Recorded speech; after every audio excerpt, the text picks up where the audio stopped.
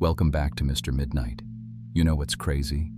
I spent the last 2 weeks going through some of the most disturbing testimonies I've ever come across.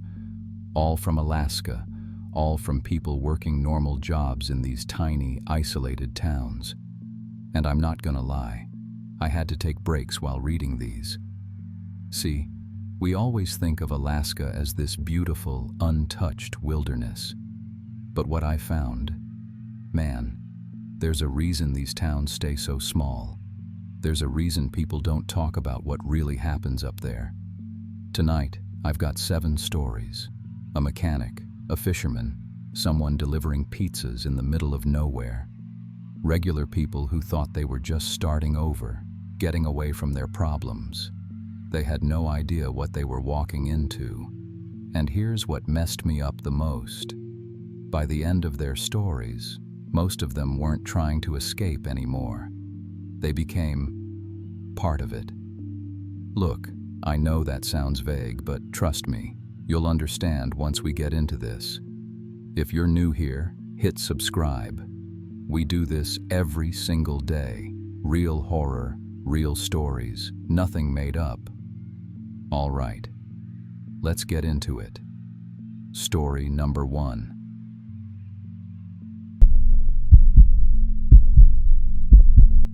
My name is Jake Thompson, and I've been fixing cars and machines for 15 years. I learned my trade in the Army, working on Humvees and generators in places where if something broke down, people died. After I got out, I needed somewhere quiet to clear my head. The war had left me with too many bad dreams and jumping at loud noises.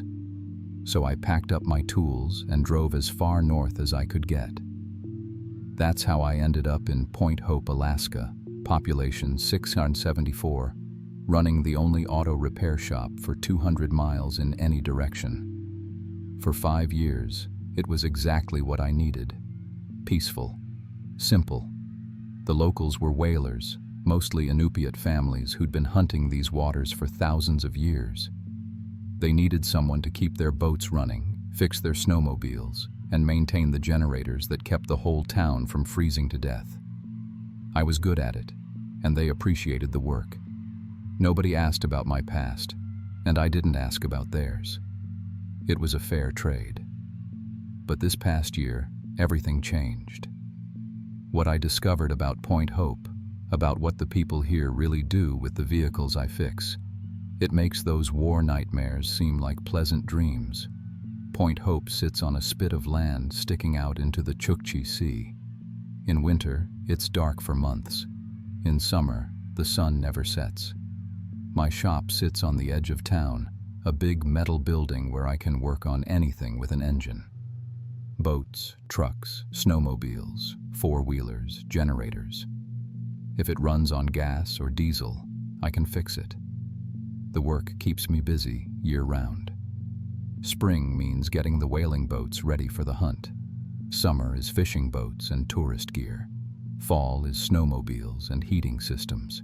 Winter is emergency repairs when something breaks down in 40 below weather and people's lives depend on getting it running again. I live in a small apartment above the shop. It's nothing fancy, but it's warm and quiet. No traffic, no crowds, no sudden loud noises that make me hit the floor thinking I'm back in Afghanistan. Just the sound of wind and waves. And sometimes the distant songs the whalers sing when they bring in a catch. The townspeople treated me well from day one. They paid fair prices and never complained about my rates. Elder Margaret Anangna Toguk, who runs the town council, made sure everyone knew I was under their protection. Jake fixes what keeps us alive, she'd tell people. We take care of Jake. For 4 years, that's exactly how it worked. I fixed their machines, they paid me well, and nobody bothered me. I thought I'd found the perfect place to live out my days in peace. Then, in my 5th year, I started noticing things that didn't make sense. It started with Tommy Paniayak's pickup truck. Tommy brought it in on a Tuesday morning, saying the engine was making weird noises. When I popped the hood, I found metal shavings in the oil that looked like they came from somewhere else entirely. Not from this engine. "Tommy, where'd you drive this thing?" I asked. He shrugged. "Just around town. Maybe out to the old airstrip." The metal shavings were steel, but his engine block was aluminum. Someone had deliberately put them there, but I couldn't figure out why anyone would sabotage their own truck. A week later, Sarah Kanguk brought in her snowmobile. The track was shredded, but not from rocks or ice. It looked like something with claws had torn it apart. Big claws. "Hit a pothole," Sarah said, not meeting my eyes. There weren't any potholes big enough to do that kind of damage. And this was summer. Nobody was riding snowmobiles anyway. Then came the boat engines. 3 different families brought in outboard motors that had been clogged with hair. Not fishing line or seaweed. Hair, human hair, long and dark, wound tight around the propeller shafts. "Must have hit a swimmer," one of them joked, but nobody laughed. I started keeping notes. Every weird repair, every impossible problem, every lie about how the damage happened. The pattern that emerged made my stomach turn cold. All of these vehicles had been modified. Not by me, but by someone who knew what they were doing. Reinforced suspension systems, extra fuel tanks, sound dampening in the cargo areas. And in almost every truck bed, I found small metal anchor points welded to the frame. When I asked about the modifications, people got quiet and changed the subject. The first time I found blood, I almost convinced myself it was from a hunting accident. Dried brown stains in the bed of David Umatuk's pickup, along with scratches on the tailgate that looked like fingernails dragging across metal. "Hauled a caribou last month," David explained. "Messy business." But caribou season wouldn't start for another 6 months. I started staying late in the shop, going through every vehicle more carefully. What I found made me wish I'd never looked. GPS units that had been removed and reinstalled, with their memory wiped. CB radios modified to scan police frequencies. Cargo areas lined with plastic sheeting and drainage systems that led to removable tanks under the vehicles. And in Mary Aknavagak's van, I found something that made my hands shake so badly I had to sit down. Hidden behind the rear panel, someone had installed restraint points and soundproofing that would muffle screaming. That night, I couldn't sleep. I kept thinking about the anchor points, the blood, the hair in the boat engines. I tried to tell myself there was an innocent explanation, but my army training had taught me to recognize the signs of something very wrong. The next morning, Elder Margaret came to visit me. "Jake, you look tired," she said, settling into the chair beside my workbench. "Just working too hard, I guess." She studied my face with those sharp eyes that had seen 80 years of Arctic winters. "You've been asking questions about the modifications." I set down my wrench. "People are doing things to their vehicles, things that don't make sense for fishing or hunting." "What kind of things do you think we do here, Jake?" The way she asked made my throat go dry. "I don't know. That's what I'm trying to figure out." Margaret stood up slowly. "You'll understand soon enough. Tonight, come to the community center at 9. There's something you need to see." She left before I could ask any more questions. That evening, I walked to the community center with a growing sense of dread. The building was full of people, maybe half the town. Everyone looked at me as I entered, their faces serious and expectant. Elder Margaret stood at the front of the room. Behind her, a projection screen showed a map of Alaska with dozens of red dots scattered across it. "Jake," she said, "we need to talk about your future here in Point Hope." What Margaret showed me that night changed everything I thought I knew about the town I'd called home for 5 years. The red dots on the map weren't fishing spots or hunting grounds. They were locations where the town had intercepted travelers over the past 20 years. Hikers, researchers, tourists who'd taken the wrong road or whose vehicles had broken down in the vast emptiness of northern Alaska. "We are hunters," Margaret said simply. "It's what our people have always been. But whales are protected now, and the old ways are harder to practice, so we adapted." The room was completely silent except for her voice. Hunting humans requires different skills than hunting whales, different tools. That's why we needed someone like you, Jake. Someone who could modify our vehicles without asking too many questions. I wanted to run, but my legs felt like they were made of stone. "You're talking about murder." "We're talking about survival," she replied. "About maintaining our traditions in a world that wants to forget we exist." They showed me pictures then. Dozens of them. People who had vanished into the Arctic and were never found by search teams. Because they weren't lost in the wilderness. They were here, in Point Hope. "The modifications you've been making to our vehicles," Margaret continued, "have made us very efficient hunters. We can track people across hundreds of miles, disable their transportation, and bring them back here without anyone knowing what happened to them." One of the younger men, Robert Kokeok, stood up. "Jake's work helped us bring in 15 people last year alone." My stomach lurched. 15 people. "They serve a purpose," Margaret said. "They help us maintain the ceremonies that keep our community strong. They provide for us through the winter months." I realized what she meant and had to fight not to vomit. "You have a choice to make tonight, Jake," Margaret said. "You can join us completely, become a full participant in what we do here. Or..." She didn't need to finish the sentence. I could see my future in the eyes of everyone in that room.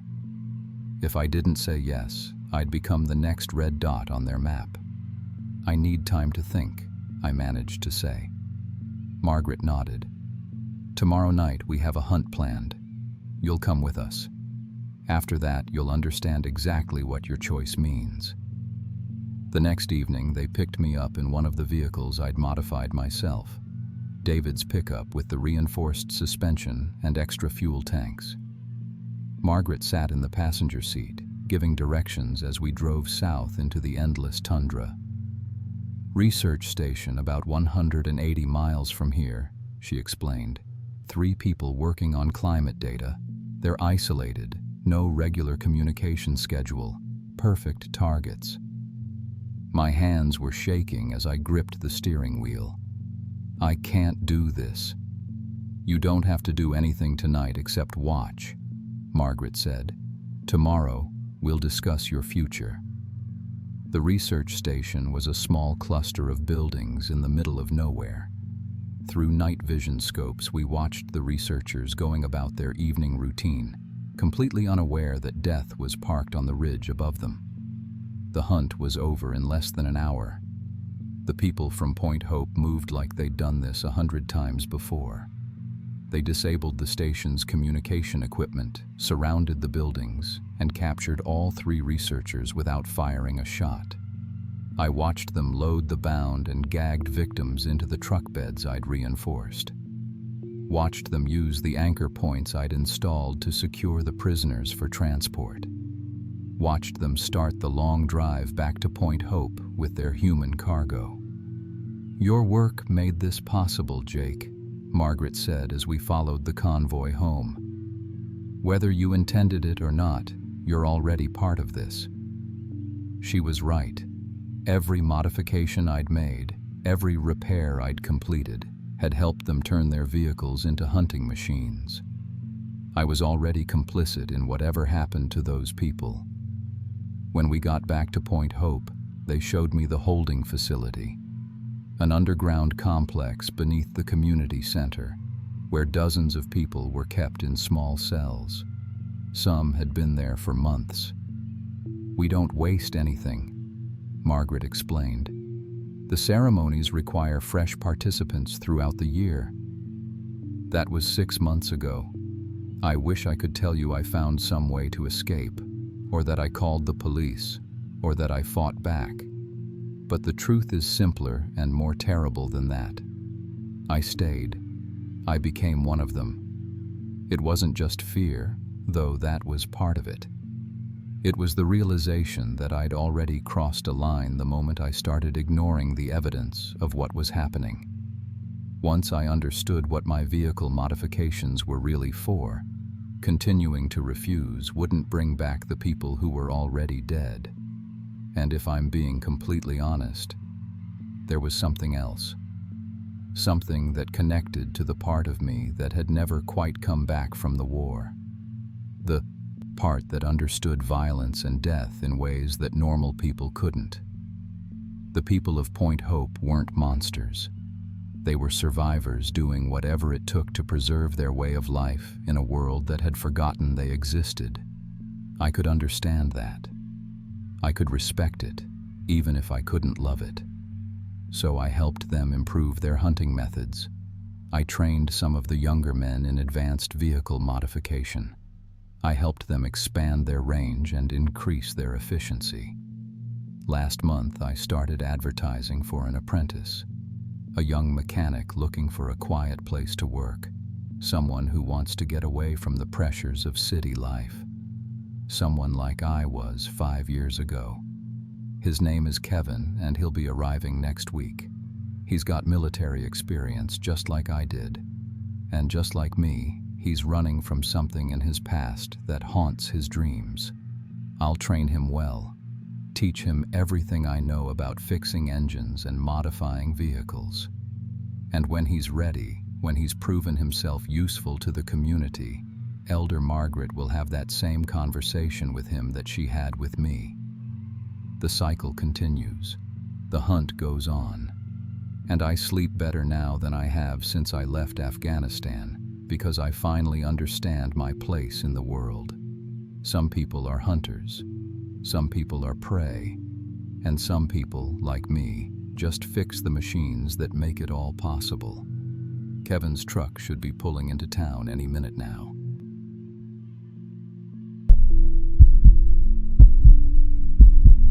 My name is Bobby Martinez, and I've been a school janitor for 3 years. Before that, I worked maintenance at different places around Phoenix for over 10 years. I know how to fix almost anything. Broken pipes, electrical problems, heating systems. I've cleaned up every kind of mess you can think of. But what happened during my time at Kivalina School in Alaska changed everything I thought I knew about my job. Some messes aren't meant to be cleaned up. I moved to Kivalina after my divorce got ugly. My ex-wife won custody of our daughter, and I needed to start over somewhere far away. Kivalina is about as far as you can get. Population 432, sitting on the edge of nowhere in Alaska. The school serves grades K through 12, and it's the only school for 50 miles in any direction. They built it in 1987, and it shows. The heating system barely works, the floors creak, and half the lights flicker. I worked the night shift 8 p.m. to 6 a.m., just me, alone with the building. Security cameras watched every hallway, but no one monitored them at night. My job was simple: clean the classrooms, mop the floors, empty trash cans, and do basic repairs. The pay was decent, and I liked working alone. No drama, no office politics, just me and my cleaning supplies. The first week went fine. Normal janitor stuff. Kids make messes, I clean them up. Crayon marks on walls, juice boxes in weird places, the usual chaos. The classrooms were typical too. Desks in rows, alphabet posters, art projects hung on bulletin boards. Nothing strange at all. But during my second week, I started noticing something odd about the children's artwork. Every classroom had drawings that showed the same disturbing scene. black stick figures eating smaller stick figures. Not just one or two drawings, but dozens of them. Different age groups, different art supplies, different skill levels, but all showing the same thing. Bigger figures with huge mouths consuming little people. I asked Mrs. Peterson, a third-grade teacher, about the drawings the next day. She looked confused and said the children never drew pictures like that. She showed me their art projects. Flowers, houses, family portraits, normal kid stuff. But I knew what I saw in those trash cans. That's when I decided to check the security footage. The cameras cover every classroom, and I had access to review them for maintenance purposes. I pulled up footage from art time in different classes. The kids were drawing exactly what Mrs. Peterson said, happy pictures of sunshine and pets. But when I went back to the classrooms that night, the trash was full of those horrible drawings again. I started keeping some of the drawings, hiding them in my supply closet. The detail was disturbing. These weren't random scribbles. The larger figures had sharp teeth drawn carefully. The smaller figures had faces twisted in fear. Some drawings showed pieces of the smaller figures inside the bigger ones' stomachs. Then I found the journals, hidden in desk drawers, behind textbooks, taped under chairs. Small notebooks filled with entries about hungry visitors coming at night. But here's what really scared me. The handwriting was perfect. Adult handwriting in journals that belonged to 6-year-old kids. I read one entry that made my skin crawl. The hungry visitors came again last night. They told us about feeding time. They said we need to be ready. They said we'll understand soon. While I was reading, I heard something that stopped my heart. Children singing, soft voices echoing through the empty hallways. A lullaby in a language I didn't recognize, but somehow I understood what it meant. It was about feeding time. I checked the security monitors. The screens showed empty hallways and classrooms. Just me, alone in the building. But the singing continued, getting louder, coming from everywhere and nowhere at once. That's when I found the basement room. I'd been working there for 2 weeks and thought I knew every inch of the building. But behind the boiler, there was a door I'd never noticed before. It wasn't locked. Inside was a storage room filled with children's clothing from different decades. Dresses from the 1940s, bell-bottom jeans from the 1970s, modern hoodies and sneakers. All child-sized. All stained with dark substances that I didn't want to think about. I checked the building blueprints the next day. There was no basement room shown on any of the plans. According to the official drawings, it should have been solid foundation where that room existed. Hidden in the pockets of the old clothes, I found newspaper clippings, missing children reports going back 80 years. All students at Kivalina school, all disappeared during winter months. The dates matched perfectly with the clothing styles and sizes. I should have quit right then. Should have driven straight out of town. But I needed the job, and part of me had to know what was really happening. The next night, the security cameras started showing children in the classrooms during my shift. Translucent figures sitting at desks, writing in journals with what looked like dark red ink. They ignored me completely, focused on their writing. I worked up the courage to read over one child's shoulder. The journal entry was graphic and horrible.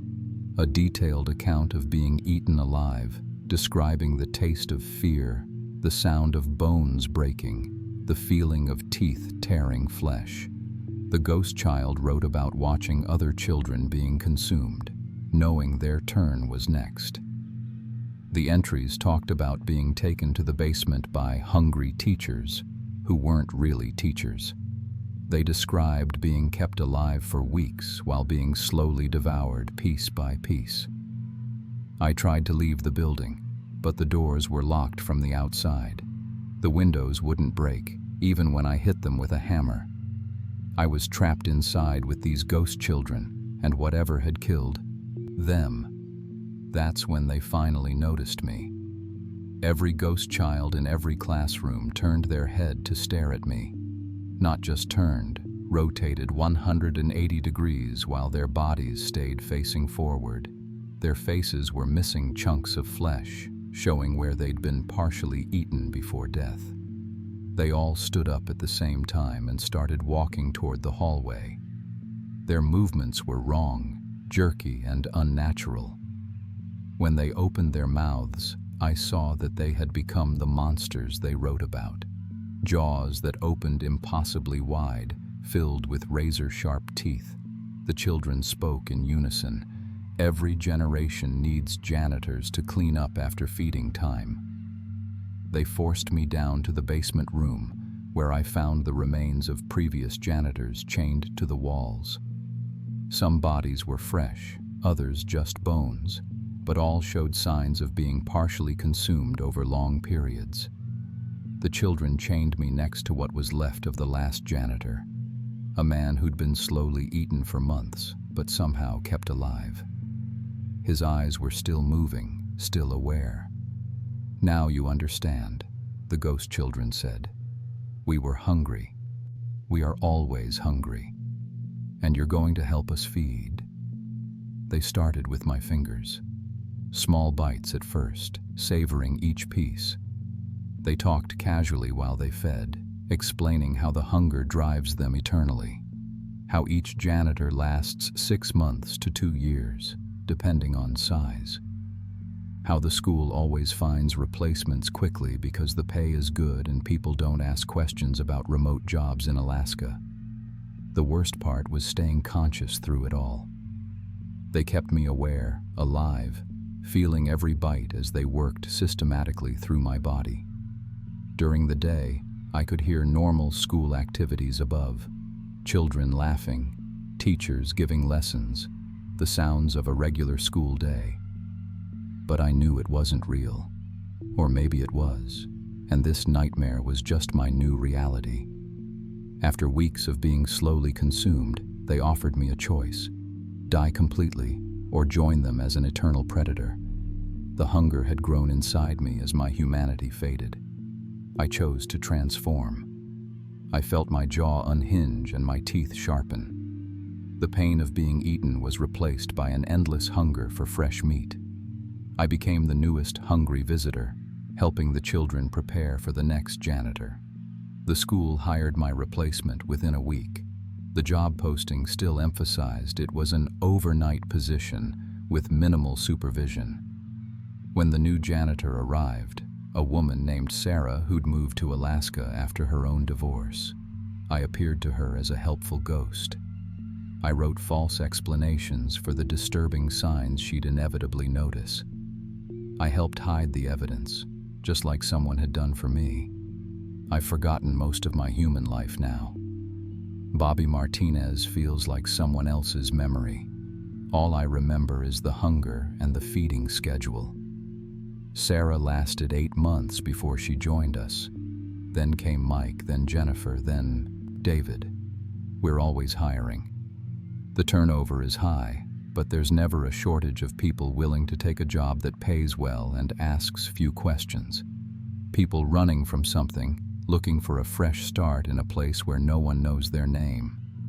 The children and I work well together now. We've perfected the process over decades.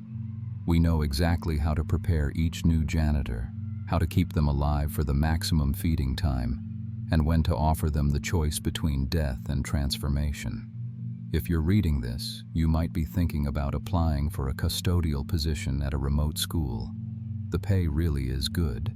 The benefits are decent, and we always need someone new to clean up after feeding time. The application is probably already in your email.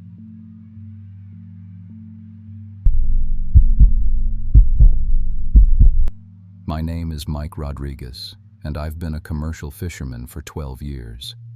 I grew up in San Diego, 3rd generation in the fishing business.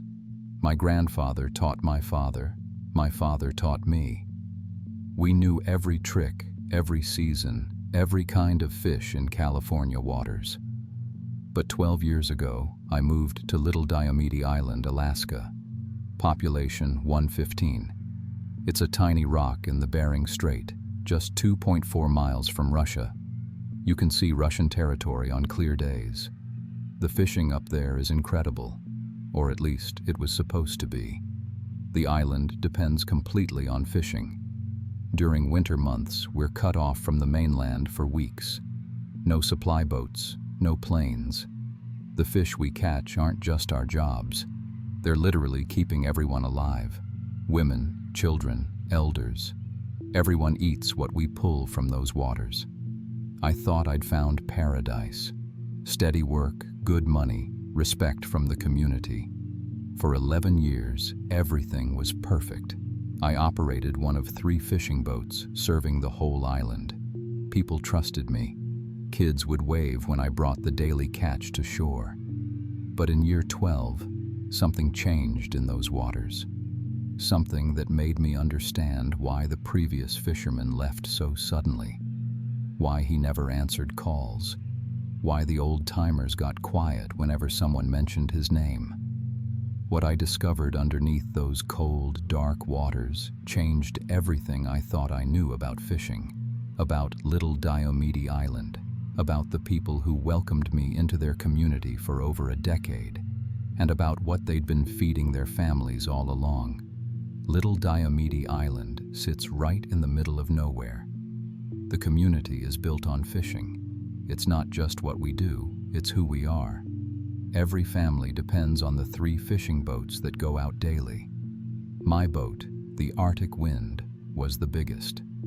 I supplied fish for about 40 families. The fishing grounds are about 6 miles northwest of the island. Deep waters, strong currents, but incredibly rich with fish. Cod, halibut, salmon, depending on the season. The Bering Strait is one of the best fishing areas in the world when you know what you're doing. My routine was simple. Up at 4 a.m., check weather conditions, prep the boat. Out by 5:30, back by 4 p.m. with the day's catch. I had all the standard equipment: fish finder, GPS, radio, nets, processing gear, everything a professional fisherman needs. The island residents handled distribution. Each family got their share based on size and contribution to community work. It was fair, organized, traditional. The elders made decisions about fishing schedules and territories. They'd been doing this for generations.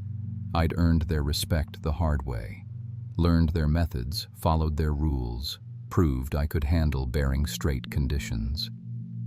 These waters are dangerous. Sudden storms, ice shifts, equipment-destroying currents. But I'd handled worse in California, or so I thought. October 15th started, like any other day.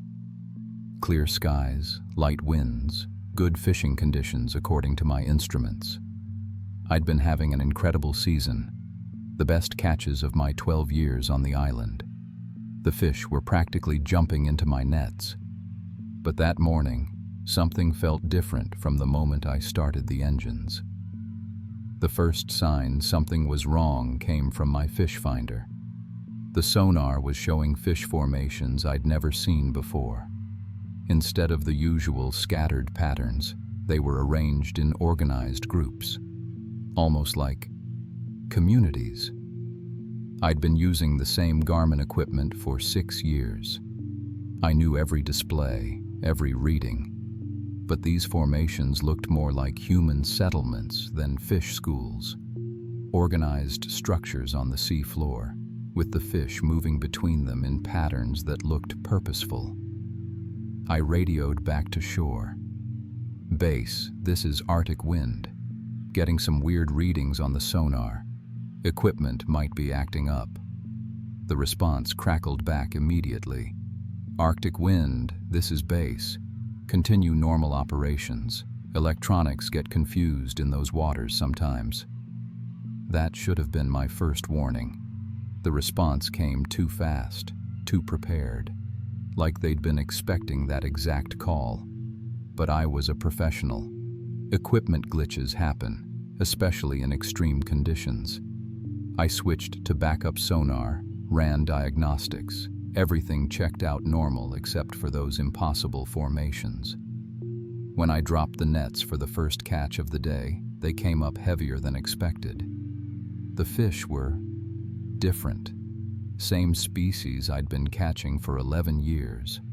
But something was off about their behavior. They weren't flopping around like normal fish. They were watching me, making eye contact, and the sounds they were making. It wasn't the usual gasping and thrashing. It sounded almost like talking. I shook it off. 12 years of fishing, you see all kinds of weird fish behavior. Pressure changes, water temperature, feeding patterns. Lots of things affect how fish act.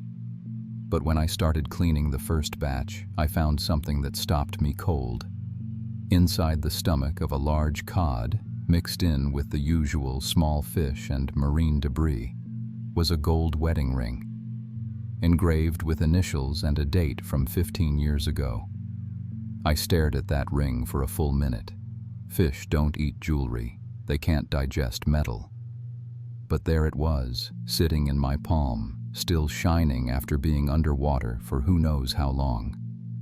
I checked the next fish. Same species, similar size. In its stomach, a pair of wire-rimmed glasses and a digital watch that was somehow still working. By the time I'd checked 10 fish, I had a collection of human belongings spread across my processing table. Jewelry, glasses, watches, even a wallet with ID cards still readable despite being waterlogged. The ID belonged to Dr. Sarah Chen, a marine biologist from the University of Alaska. According to the card, she'd been researching Arctic fish populations. The wallet was dated just 2 years ago. I knew Dr. Chen. She'd visited Little Diomede Island during my 8th year there, studying fish migration patterns. She'd gone missing during her research trip. The Coast Guard searched for weeks. Now her wallet was sitting in front of me, pulled from the stomach of a fish I'd just caught. I radioed shore again. "Base, I need to speak with the council. Found something important.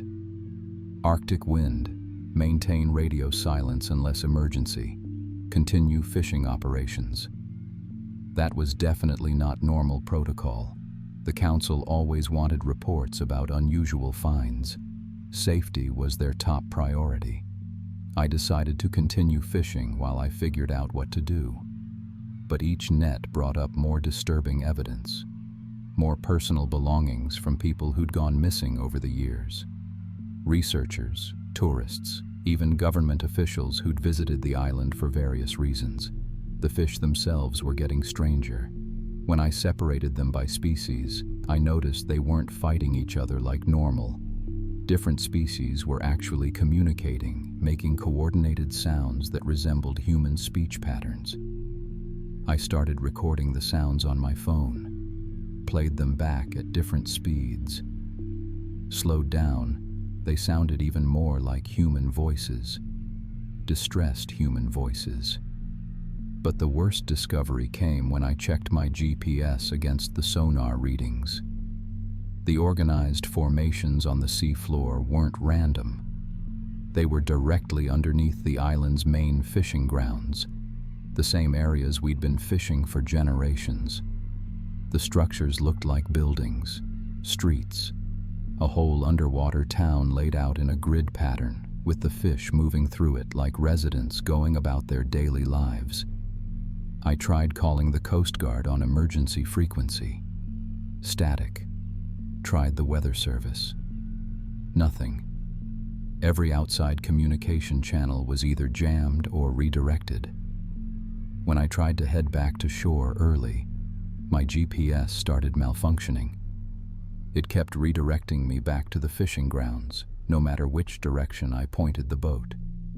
Like something was pulling me back. That's when I saw the first one clearly. A cod, maybe 30 pounds, floating near the surface.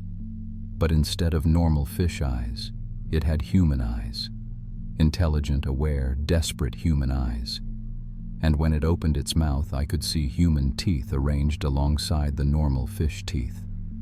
It looked right at me and made a sound that was definitely human speech, just distorted by the fish vocal cords.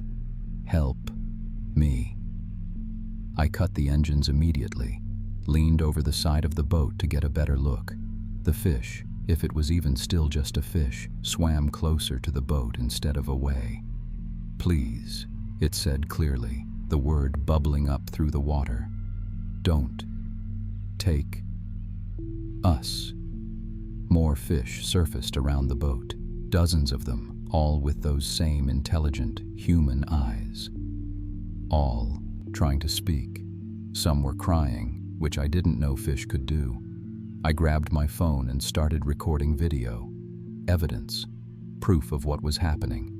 But when I played it back, the video showed normal fish behavior. Just regular fishing footage with normal fish sounds. My phone was lying to me. Or something was making it lie. That's when I noticed my fuel gauge. Nearly empty, even though I'd filled up that morning. My engine temperature was running hot despite perfect weather conditions. My radio was picking up conversations between island residents, but they were speaking a language I didn't recognize. Every piece of equipment on my boat was either malfunctioning or showing impossible readings. And I was 6 miles from shore with no reliable way to navigate back. The fish with human eyes started diving, disappearing back toward the underwater structures. But before the last one left, it surfaced next to my boat and spoke clearly. "They're coming for you now." I looked toward shore through my binoculars.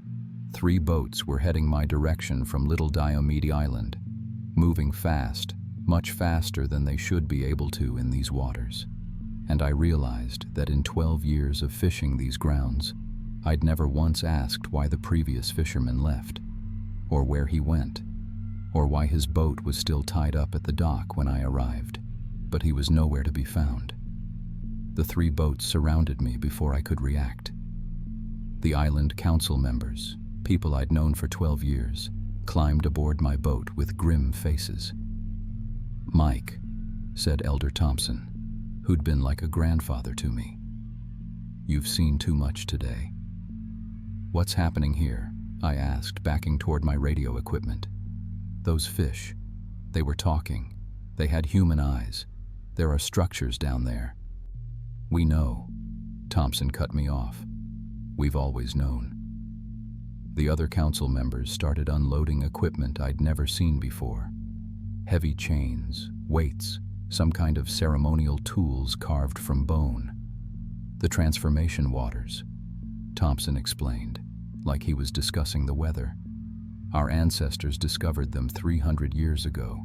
The spirits beneath the strait punish those who violate our laws. They become fish, but keep their human minds. Forever." "That's impossible," I said. But even as the words came out, I knew I didn't believe them anymore. "Dr. Chen violated our territorial agreements," Thompson continued. "The government officials tried to shut down our fishing operations. The tourists brought diseases that killed our children. They all received the punishment of the waters." I looked around at the faces of people I'd trusted for over a decade. They were calm, matter-of-fact, like they were explaining a normal cultural practice. "You've been feeding transformed humans to their own families," I realized. "That's why the fish were trying to communicate. They remember who they used to be." "Your spirits require it," Elder Martinez said. "Transformation, then consumption by the community they wronged. It completes the justice cycle. And you've been making me catch them, making me process them. I've been serving people's relatives as dinner." Thompson nodded sadly. "You were never supposed to understand. The waters should have taken your memory like they took your predecessors. But sometimes the spirits choose differently." The chains were heavy in their hands now. I understood what was coming. "You can't do this," I said, reaching for my radio. "People will look for me." "No one looks for fishermen who get lost in the Bering Strait," Martinez said. "It happens all the time. Dangerous waters, sudden storms, equipment failure." They grabbed me before I could send a distress call. Professional fisherman or not, I was outnumbered 5-1. The chains went around my wrists and ankles with practiced efficiency. "The transformation takes about 6 hours," Thompson explained as they dragged me to the side of the boat. "You'll feel everything, remember everything, but you'll serve the community much better as food than you ever did as a fisherman." They threw me overboard into the specific section of water where the underwater structures were concentrated. The water was impossibly cold, but I didn't go into shock like I should have. Instead, I started changing. The transformation was exactly like Thompson said, 6 hours of agony while my bones reshaped, my skin changed, my lungs adapted to underwater breathing, but my mind stayed completely human throughout the entire process. I screamed until I couldn't make human sounds anymore. Then I screamed in fish sounds that no one above water could understand. When it was over, I was a cod. About 30 pounds, just like the one that had tried to warn me earlier. But I could think, remember, understand everything that had happened to me. The underwater community welcomed me with the same desperate kindness they'd shown each other. Hundreds of transformed humans living in the structures I'd seen on sonar, some from recent years, others who'd been fish for decades. Dr. Chen was there. She explained how the community worked, how we were trapped in the fishing grounds by supernatural currents that prevented us from swimming away, how we'd watch our replacement fishermen catch us, knowing we'd be served to families who might have loved us when we were human. I spent 3 days swimming in those currents before the nets caught me. 3 days of pure terror, knowing what was coming but powerless to prevent it. The new fisherman, a young guy from Seattle named Jake, processed me with the same professional efficiency I'd once used. I watched him find the belongings in my stomach, my wedding ring, my fishing license, my St. Christopher pendant. He had the same confused expression I'd had just days earlier. I tried to communicate with him while he worked, tried to make him understand. But to him, I was just a fish making fish noises. The transformation makes it impossible for humans to recognize our attempts at communication. That night, I was served as the main course at Elder Thompson's family dinner. I felt every moment of being cooked, carved, and consumed. My consciousness remained perfectly intact throughout the entire process. It's been 4 months now. Jake has started asking questions about the sonar readings just like I did. He's found belongings in fish stomachs, including my own. The council is getting ready to introduce him to the transformation waters, and I'm swimming in these cursed fishing grounds, waiting for the nets that will drag me up again, waiting to be served to another island family who will never know they're eating their former fishermen. The worst part isn't the transformation or the pain or even the cannibalism. It's watching Jake make all the same discoveries I made, knowing exactly what's going to happen to him, and being completely powerless to warn him. Because in these waters, fish can't save fishermen, no matter how human they used to be.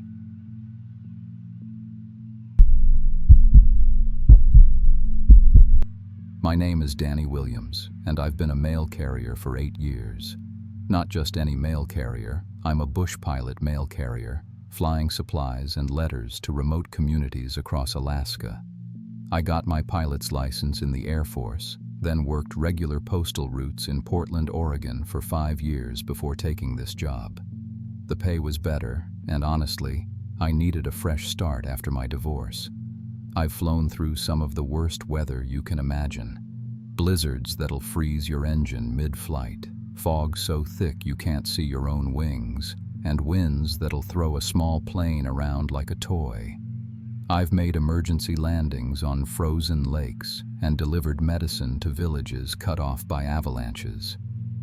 In 8 years, I've never missed a delivery. But what happened during my weekly run to Brevig mission, Alaska, changed everything I thought I knew about my job. What I discovered in that small village of 388 people still keeps me awake at night. And the worst part? I'm not sure I ever really left. Brevig mission sits on the remote Seward Peninsula, about 65 miles northwest of Nome. You can only reach it by plane or boat. No roads lead there. The village has been there for over a century, mostly native Alaskan families living a traditional lifestyle mixed with modern conveniences. Every Wednesday, I'd fly my single-engine Cessna 207 from Nome with mail, packages, and medical supplies. The flight takes about 45 minutes in good weather. I'd land on their small gravel airstrip, sort the mail in the tiny post office, and usually grab lunch at Martha's Diner before flying back. The Postal Service assigned me this route in 2016. The previous carrier, Jim Morrison, had worked it for 12 years before retiring suddenly. He'd left detailed notes about each stop, weather patterns, and which residents needed special attention: elderly folks waiting for medicine, kids expecting care packages from relatives in Anchorage. For my first 2 years, everything was normal. The people were grateful for their mail. Kids would run to watch my plane land. I'd deliver letters from family members in other states, packages from online orders, government checks, and medical prescriptions. It was honest work that made a difference. That changed in year 3. I first noticed it in January 2019. My cargo hold used to be packed full of personal letters, handwritten notes from children to grandparents, birthday cards, family photos. People in remote Alaska communities depend on mail to stay connected with the outside world. But suddenly, the personal letters stopped coming. I'd arrive with nothing but bills, catalogs, and government paperwork. The residents would still crowd around my plane, excited for mail delivery, but their faces would fall when I'd hand them electric bills and grocery store ads. "Where are the letters from my sister in Seattle?" Martha from the diner asked one day. "I only deliver what gets sorted into my bags," I told her. "Maybe she's been busy." Martha looked confused. "She writes every week, has for 20 years. I started checking the postal sorting records back in Nome. The numbers didn't make sense. According to my delivery logs, Brevig mission had always received heavy personal mail, sometimes 200 letters per week from family across the country. But for the past year, personal letters had dropped to almost zero. In March 2019, I decided to investigate. During lunch at Martha's Diner, I asked about the missing family letters. "I used to get cards from my daughter in Michigan every month," said Frank, an elderly man who always waited at the airstrip. "Haven't heard from her since Christmas." "My grandson usually sends pictures from college," added Sarah, the postmaster. "Nothing for months now." I pulled out my tablet and checked postal records going back 10 years. The data was clear. Until 2018, Brevig mission received massive amounts of personal mail. Letters from relatives in Detroit, Los Angeles, Houston, Phoenix. Christmas cards by the hundreds. Birthday packages, wedding invitations, baby photos. "According to my records, your families write regularly," I said, "but the letters aren't reaching Nome for sorting." The residents looked at each other strangely. Martha set down her coffee cup. "Danny, I don't have a sister in Seattle. Never did." I showed her my tablet. "But you just asked about letters from her." "Did I?" She looked genuinely confused. "That's strange. I don't know why I said that." Frank scratched his head. "Come to think of it, I don't have a daughter in Michigan either. Don't know why I thought I did." A cold feeling settled in my stomach. These weren't people with memory problems. Martha was sharp as a tack, only 45 years old. Frank had run the village council for decades. I excused myself and walked to the post office. Sarah let me check the old delivery logs from previous carriers. Jim Morrison's records went back 12 years, and before him, Pete Walsh had documented every delivery since 1995.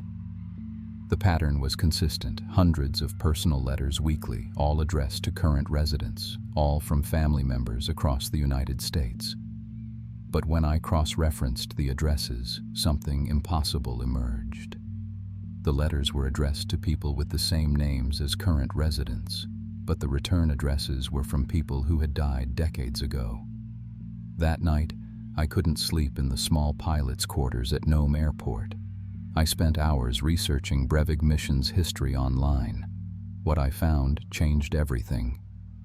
In November 1918, the Spanish flu pandemic hit Alaska. Brevig mission was devastated. 72 of the village's 80 residents died within 1 week. The village was essentially wiped out. The few survivors moved away, and Brevig mission became a ghost town. According to historical records, new families began settling there in the early 1920s. But here's what made my blood run cold. The current residents had the exact same names as the flu victims from 1918. I found death certificates online. Martha Williams, age 23, died November 15, 1918. Frank Okpeaha, age 67, died November 18, 1918. Sarah Kanguk, age 31, died November 16, 1918. Dozens more, all matching current residents. At first, I thought it was a coincidence. Maybe descendants had taken family names. But the ages were wrong. Current Martha looked 45, but if she was born after 1920, she'd be descended from someone who died as a young adult. My next delivery was a nightmare. I loaded my plane with the usual bills and catalogs, but something felt wrong from takeoff. My GPS kept glitching, showing altitude readings that made no sense. The radio crackled with static, occasionally picking up voices speaking in a language I didn't recognize. When I landed at Brevig mission, the temperature gauge on my plane read 65 degrees Fahrenheit, in Alaska, in March. That's impossible. It should have been well below freezing. The residents greeted me normally, but I noticed things I'd missed before. Their clothes looked old-fashioned, like styles from decades past. Martha's diner had no modern equipment. The cash register looked like it was from the 1950s, but I'd never noticed before. "Danny, you look worried," Martha said as I sorted mail in the post office. "Everything all right?" "Martha, how long has your family lived here?" "Always," she replied. "My grandmother started the diner. My mother ran it after her. Now it's my turn." "What about during the flu pandemic in 1918? Her face went blank. "What flu pandemic?" I showed her the historical records on my tablet. Death certificates, newspaper articles, population records, proof that 72 people died here in 1 week. Martha stared at the screen, then looked up with fear in her eyes. "This is impossible. We've always been here. These people in the death certificates, they're our neighbors." She was right. Every name on the 1918 death list matched someone currently living in the village. That's when I noticed the mail I'd brought. Bills addressed to Martha Williams, but the address format was wrong. Instead of modern postal codes, they used old-style addresses from the 1920s. The electric company logo looked like vintage designs. I checked more letters. Every piece of mail was outdated by decades, but printed on modern paper. Government checks with old-style typography. Catalogs advertising products that hadn't been made since the 1950s. My hands started shaking. I walked outside to clear my head, and that's when I saw the mass grave. Behind the village, a large plot of ground remained unfrozen despite the permafrost. A simple wooden marker read, Spanish flu victims, November 1918. May they rest in peace. The ground was soft, muddy, as if it had been recently disturbed. I could see 72 small depressions in the earth, arranged in neat rows. When I turned around, every resident of the village was standing behind me, watching silently. "You shouldn't have seen that," Frank said quietly. "We've been waiting for our families to visit," Martha added. "They promised they'd come. They wrote letters saying so." Sarah, the postmaster, stepped forward. "We've been waiting over 100 years, Danny. The mail helps us remember that they're coming." The temperature suddenly dropped. My breath came out in white puffs, and frost formed on my jacket. The residents didn't seem to notice the cold. "You can't leave," Martha said. "We need our mail carrier." Jim understood. Pete understood. "Now you understand too." I ran to my plane, but the engine wouldn't start. The propeller was covered in ice despite the warm temperature when I'd landed. Snow began falling heavily, even though the sky had been clear minutes before. "The mail route is eternal," Sarah called out. "We generate letters to our families, and they write back to us. It's the only way we can stay connected." I spent 3 days trapped in Brevig Mission, while a supernatural blizzard raged around my plane. The residents brought me food and treated me kindly, but they wouldn't let me leave. "Your job is here now," Martha explained on the second day. "We need someone to deliver mail between us and our families." "But your families died in 1918, I said. "No, they're just in other places. They write to us all the time. Look." She showed me a stack of letters addressed to residents of Brevig Mission.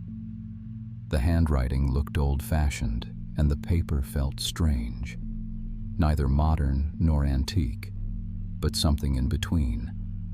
I read one letter addressed to Frank from his daughter in Michigan. It described family events, grandchildren's birthdays, holiday celebrations. But the details were vague, generic, like someone had never actually experienced these things. "Frank, you wrote these letters yourself, didn't you?" He looked confused. "Why would I write letters to myself? These are from my daughter." "You don't have a daughter. You died in 1918. Frank's face flickered, and for a moment I saw him as he really was. A 67-year-old man in 1918 clothing, pale and thin, with the hollow eyes of someone who'd been dead for over a century. "We're not dead," he whispered. "We're waiting. The mail proves we're still alive." That night, I discovered the truth. The residents of Brevig Mission were spirits of the flu victims, trapped in denial about their deaths. They'd created a false reality where they were still alive, still waiting for family visits that would never come. The mail delivery system had become their anchor to the living world. Previous mail carriers had become trapped in the same supernatural loop, continuing their routes forever, believing they were still working normal jobs. I found Jim Morrison in the post office basement, sorting mail from 1995. He looked up when he saw me. "Danny, good to see you. I've got the Wednesday delivery ready. Just finishing up some letters from Detroit." "Jim, it's 2019. You retired years ago. Don't be silly. It's 1995 and I've got mail to deliver." In another room, I found Pete Walsh, sorting mail from the 1970s. 3 other carriers from previous decades, all trapped in their own time periods, all believing they were still working their regular routes. The spirits had explained that I would join them, become part of their eternal postal service, delivering mail across multiple time periods to maintain their illusion of normal life. I never officially escaped Brevig Mission. According to Postal Service records, I'm still making my weekly deliveries. My supervisor in Nome gets reports that I complete my route every Wednesday without problems. But something changed during my time there. I understood that the spirits weren't evil. They were just scared and lonely, clinging to the only connection they had with the world they'd lost. The mail delivery gave them purpose and hope. I made a deal with them. I would continue the mail route, but only once a month instead of weekly.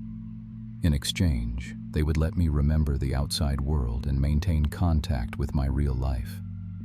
It's not a perfect solution. Sometimes I lose days, forgetting where I am or what year it is.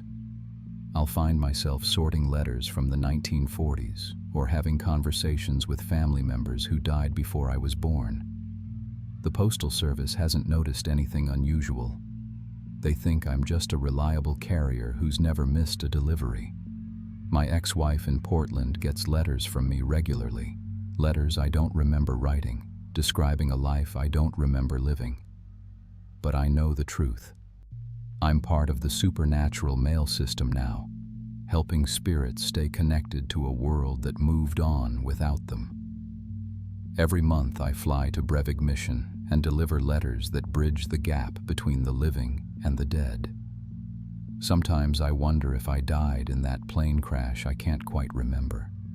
Maybe I'm just another spirit, trapped in my own version of eternal work, delivering mail to people who exist only in my memory. The scary thing is, I'm starting not to care. The work feels important, and the residents of Brevig Mission feel like family. Maybe this is better than the lonely life I had before. If you're ever a mail carrier in Alaska and you get assigned to remote villages, be careful. Check the history of the places you deliver to. Some mail routes never end, and some residents have been waiting for their letters much longer than you might think.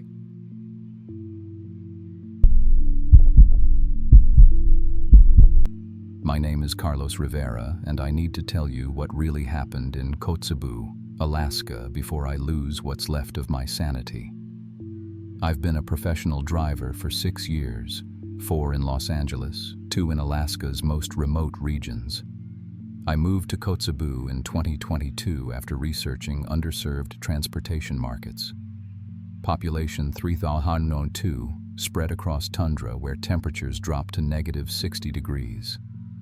I thought I'd found the perfect business opportunity. I was wrong. What I found was something that's been feeding in northern Alaska for centuries. The Alaska Department of Transportation has my commercial driving license on file. My modified 2018 Ford Expedition is registered with the state, equipped with snow chains, emergency communications, and survival gear rated for extreme conditions. For my first 14 months, I was exactly what this community needed: reliable transportation for medical appointments, grocery runs, airport pickups, and emergency calls to the Red Dog zinc mine. My client roster included teachers, medical workers, mine employees, researchers from the Northwest Arctic Borough. I charged fair rates, maintained my vehicle religiously, and built a reputation for safety in hazardous conditions. The Alaska State Troopers have records of me assisting with 3 medical evacuations and 2 search and rescue operations. Then, in November 2023, passengers started requesting transportation to GPS coordinates that didn't correspond to any mapped locations. The first was Margaret Chen, a woman in her 50s who regularly hired me for trips to the health clinic. Instead of her usual destination, she provided coordinates: 66 degree 5243.7 and 162 degree 3615.W. When I input them into my Garmin GPS, it showed empty tundra 37 miles northwest of town. "Are you sure about these coordinates, Mrs. Chen?" I asked. "Absolutely certain," she replied. Her voice sounded different, deeper, more authoritative than the soft-spoken woman who usually discussed her grandchildren during our drives. She paid $180 in cash, triple my normal rate, and climbed into the back seat carrying a large canvas bag that smelled like raw meat.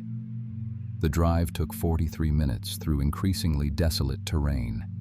No roads, just following my headlights across frozen ground that cracked under my tires. When we reached the coordinates, she exited without a word and walked directly into the darkness. No flashlight, no GPS device, no survival gear. She moved with the confidence of someone who knew exactly where they were going, despite the complete absence of landmarks. I waited 20 minutes in case she needed a return ride. She never came back. 3 days later, I saw Margaret at the grocery store buying her usual items: tea, canned soup, reading glasses, cleaner. When I mentioned our trip, she stared at me blankly. "I've never hired you for any trip outside town, Carlos. Are you feeling all right?" I checked my handwritten logbook. The entry was there. November 15th, Margaret Chen, coordinates pickup, $180 cash. But she insisted it never happened. Over the next month, 5 more regular customers requested coordinate-based transportation. Always at night, always alone, always carrying large bags. They paid premium rates in crisp bills and disappeared into the tundra like they were returning home. None of them remembered these trips when I encountered them later. I installed a Blackview DR900X dash camera system, front and rear facing, night vision capable, with audio recording. The footage from my next coordinate trip showed something impossible. My vehicle driving empty through the wilderness, while my voice clearly conversed with passengers who weren't visible on camera. "How's the hunting been this season?" I heard myself ask. "Excellent," came a response from empty air. "The weather's been perfect, plenty of isolated prey wandering too far from safety." Prey? Oh yes. Researchers who set up camps alone. Hunters who separate from their groups. Sometimes even locals who make poor decisions about night travel. My recorded voice sounded fascinated rather than horrified. But I remember feeling terrified during that conversation. I reviewed 18 hours of footage from coordinate trips. Every recording showed the same pattern: empty vehicle, clear audio conversations about hunting territories, feeding schedules, and optimal prey conditions. The passengers discussed specific locations where feeding had been successful and debated territorial boundaries with other packs operating throughout northern Alaska. The audio revealed a systematic operation. Different pack members specialized in different transportation methods: boats during brief summer months, snowmobiles for quick strikes, aircraft for accessing remote research stations. My vehicle served the 30-mile radius around Kotzebue where road access was possible. They were using me to hunt humans. On December 3rd, I confronted Margaret during one of these invisible rides. "What exactly are you hunting out there?" "You know what we hunt, Carlos," she said patiently. "You've seen the evidence." "I haven't seen any evidence." "Check coordinate set 66 degree 48.22, now 162 degree 41.30.2 tomorrow morning. Bring a shovel." The next day, I drove to those coordinates carrying a folding shovel from my emergency kit. The location was a slight depression in the tundra, partially sheltered by low shrubs. The ground was softer here, less permanently frozen. I dug 18 inches before finding human remains. A femur bone, definitely human based on my EMT training from Los Angeles. Then fragments of what looked like outdoor gear, pieces of a North Face jacket, broken plastic that might have been camping equipment. As I dug deeper, I found more bones, all showing distinctive tooth marks. But these weren't from any animal I recognized. The bite patterns were too large, the teeth too varied. Some marks looked almost human-sized, but with canine-length incisors. I found 12 burial sites over the next week. all at coordinates my passengers had mentioned during their invisible conversations. The sites contained remains of hikers, researchers, photographers, people who'd ventured into Alaska's wilderness and never returned. I found driver's licenses, credit cards, expensive camera equipment.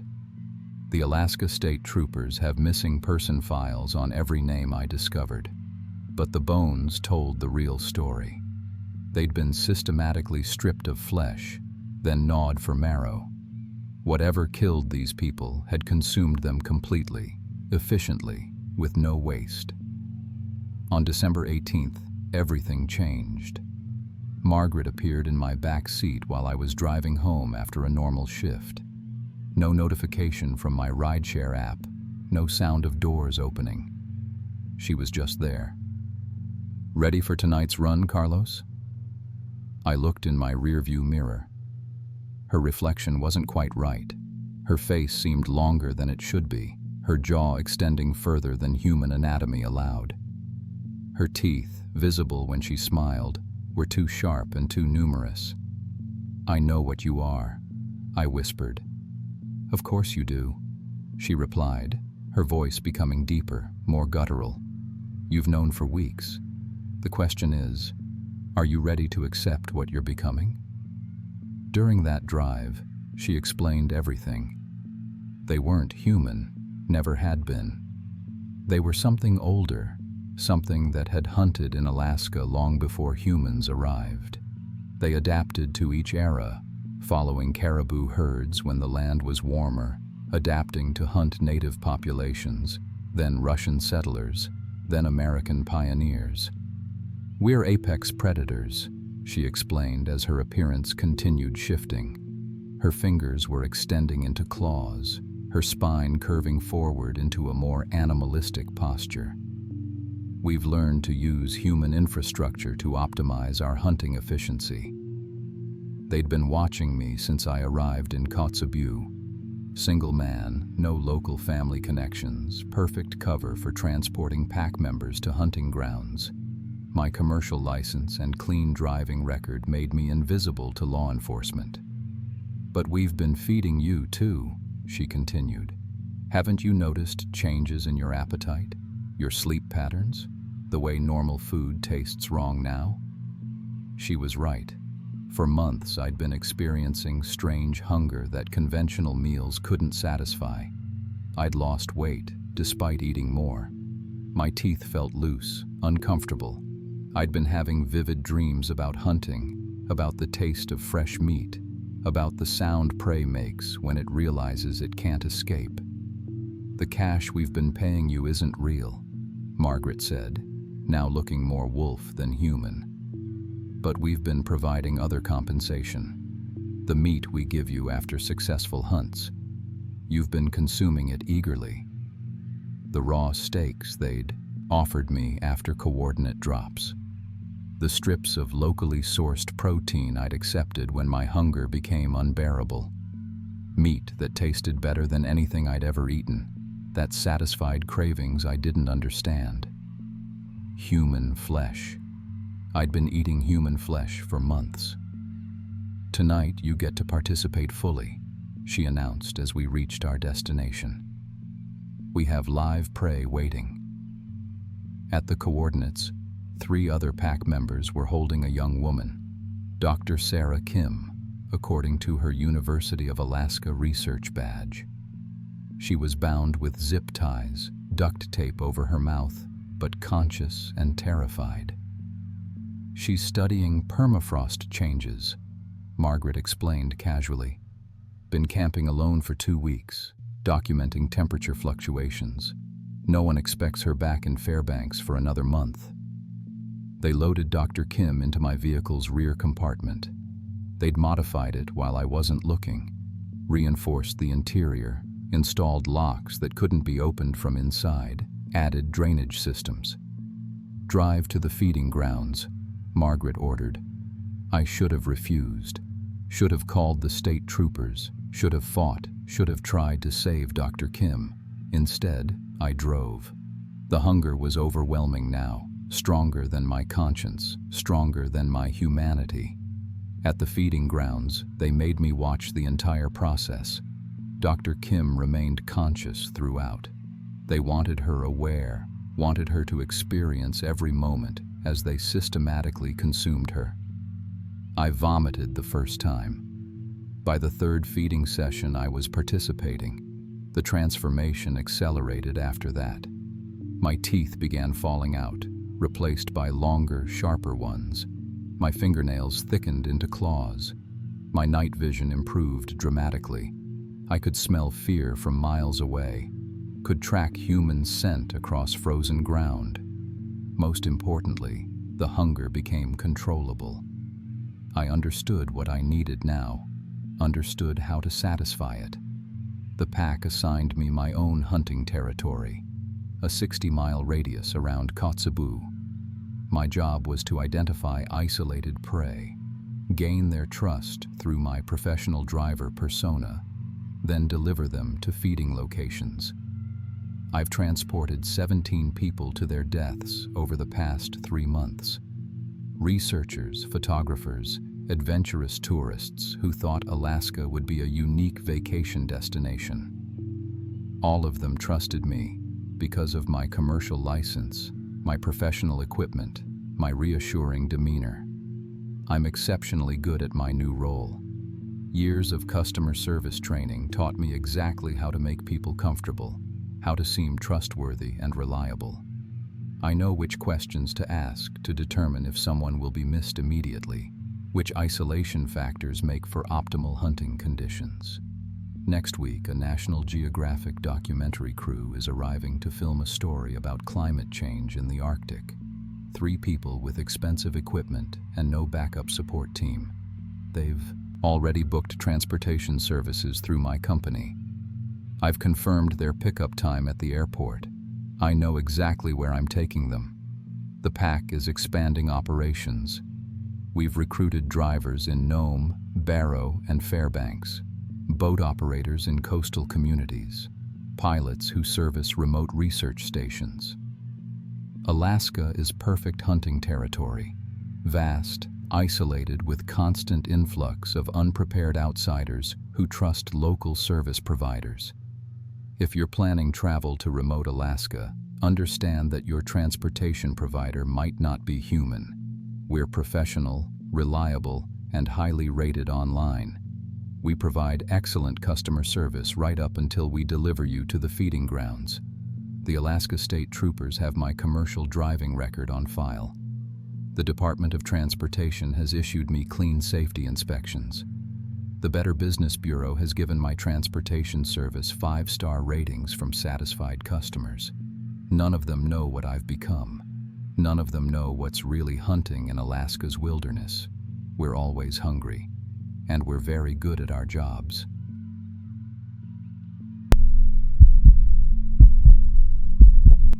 My name is Jessica Park, and until 3 months ago, I delivered pizza in Nome, Alaska. I'm sharing this story because people need to understand what really happens in small towns when the sun doesn't rise for 2 months straight, when temperatures hit -40, and when desperate people make choices that damn their souls. This isn't some urban legend. This happened to me. This is happening right now, today, in Nome. And it's probably happening in other isolated towns across Alaska where people go missing and nobody asks the right questions. I moved to Nome in August after graduating Portland State with a degree in environmental science. The job market was brutal and my student loans were crushing me, $847 every month. My aunt knew someone who managed Gino's Pizzeria, Nome's only pizza place that delivered, and they desperately needed a driver. The pay was $8.50 an hour plus tips. In Portland, that wouldn't cover groceries. But Nome is different. People tip delivery drivers like emergency responders because in many ways, we are. Nome has exactly 3,699 people spread across an area bigger than most cities. The main town clusters along the Bering Sea coast, but houses and cabins scatter inland for miles. Some addresses take 40 minutes to reach on clear roads. In winter, deliveries become solo expeditions into Arctic wilderness where one wrong turn means death. I worked evenings, 4 p.m. to midnight, when people wanted hot food rather than venturing into the cold. Those first 7 months were normal, small-town delivery work. Regular customers who knew me by name. Families ordering for birthday parties. Miners coming off 12-hour shifts who'd pay double for food waiting when they got home. The job wasn't glamorous, but it let me save money for graduate school. I lived in a tiny studio above the hardware store where heat barely worked, and walls were so thin I heard every conversation downstairs. Monthly expenses were $200 for rent and utilities, $300 for groceries, $150 for gas, and $847 for loans. The math was always tight, but storm season tips made the difference. But Nome changes you during the dark months. From mid-November to late January, the sun never rises. You live in constant twilight that becomes complete darkness by mid-afternoon. The lack of sunlight does something to your brain chemistry. People start making poor decisions. The suicide rate triples. Domestic violence doubles. Sometimes people just disappear.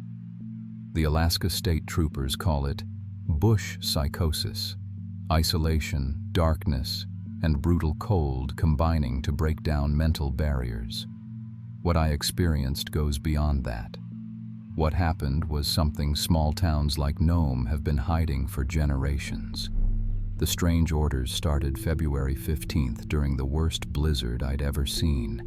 Winds hitting 65 miles per hour, visibility down to 10 feet, temperature minus 38.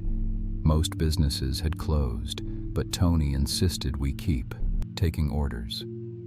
People pay double during storms like this, he said, counting earlier delivery cash.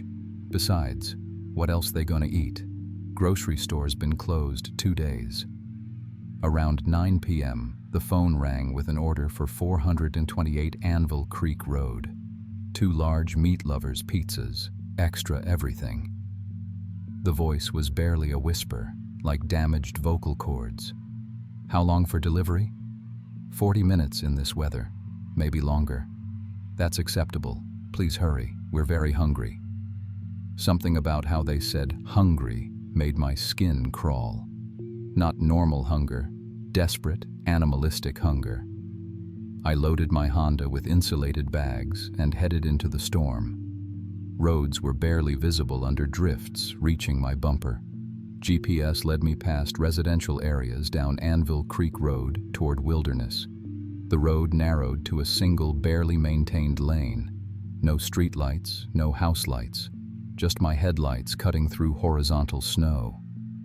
After 25 minutes, GPS announced I'd arrived at 428 Anvil Creek Road.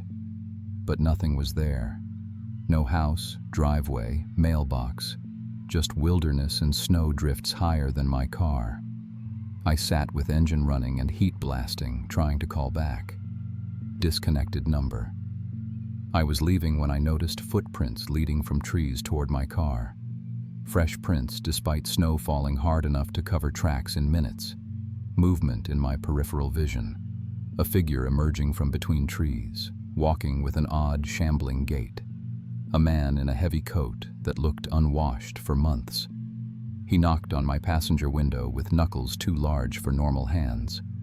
When I rolled it down, Arctic air rushed in, dropping interior temperature 20 degrees instantly. Pizza delivery? Same whispered voice from the phone. Yeah, but there's no house here. You sure this is right? Exactly right, he said, pulling out exact change plus a $20 tip. Thank you for coming so far in terrible weather. I handed him the boxes, and he paid with bills unnaturally cold, like they'd been stored in a freezer. Driving away, I saw him in my rearview mirror, standing motionless, tearing open the first box and eating pizza with his bare hands, not removing heavy gloves, eating through the fabric. That $20 tip meant I could afford heat another week without borrowing money. I didn't ask questions. More orders to impossible addresses came regularly, always during worst weather. Always whispered requests for meat-heavy pizzas in quantities too large for one person. Always customers appearing from wilderness areas, paying cold cash with exactly $20 tip. Patterns emerged that should have scared me more. They always ordered between 8 and 11 p.m. Always requested specific windows, between 9:15 and 9:30 exactly. Always paid exact change plus exactly $20, like calculated amounts to keep me returning. The customers defied explanation, extremely thin, almost skeletal, but ordering massive food quantities. They ate immediately after delivery, tearing into hot pizzas with desperate starvation. Surprisingly strong, I watched a 90-pound woman carry 4 large pizzas and multiple 2 liters like empty containers. But those $20 tips were keeping me alive. Each delivery meant the difference between rent and homelessness.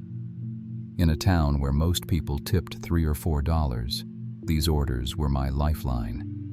I rationalized everything.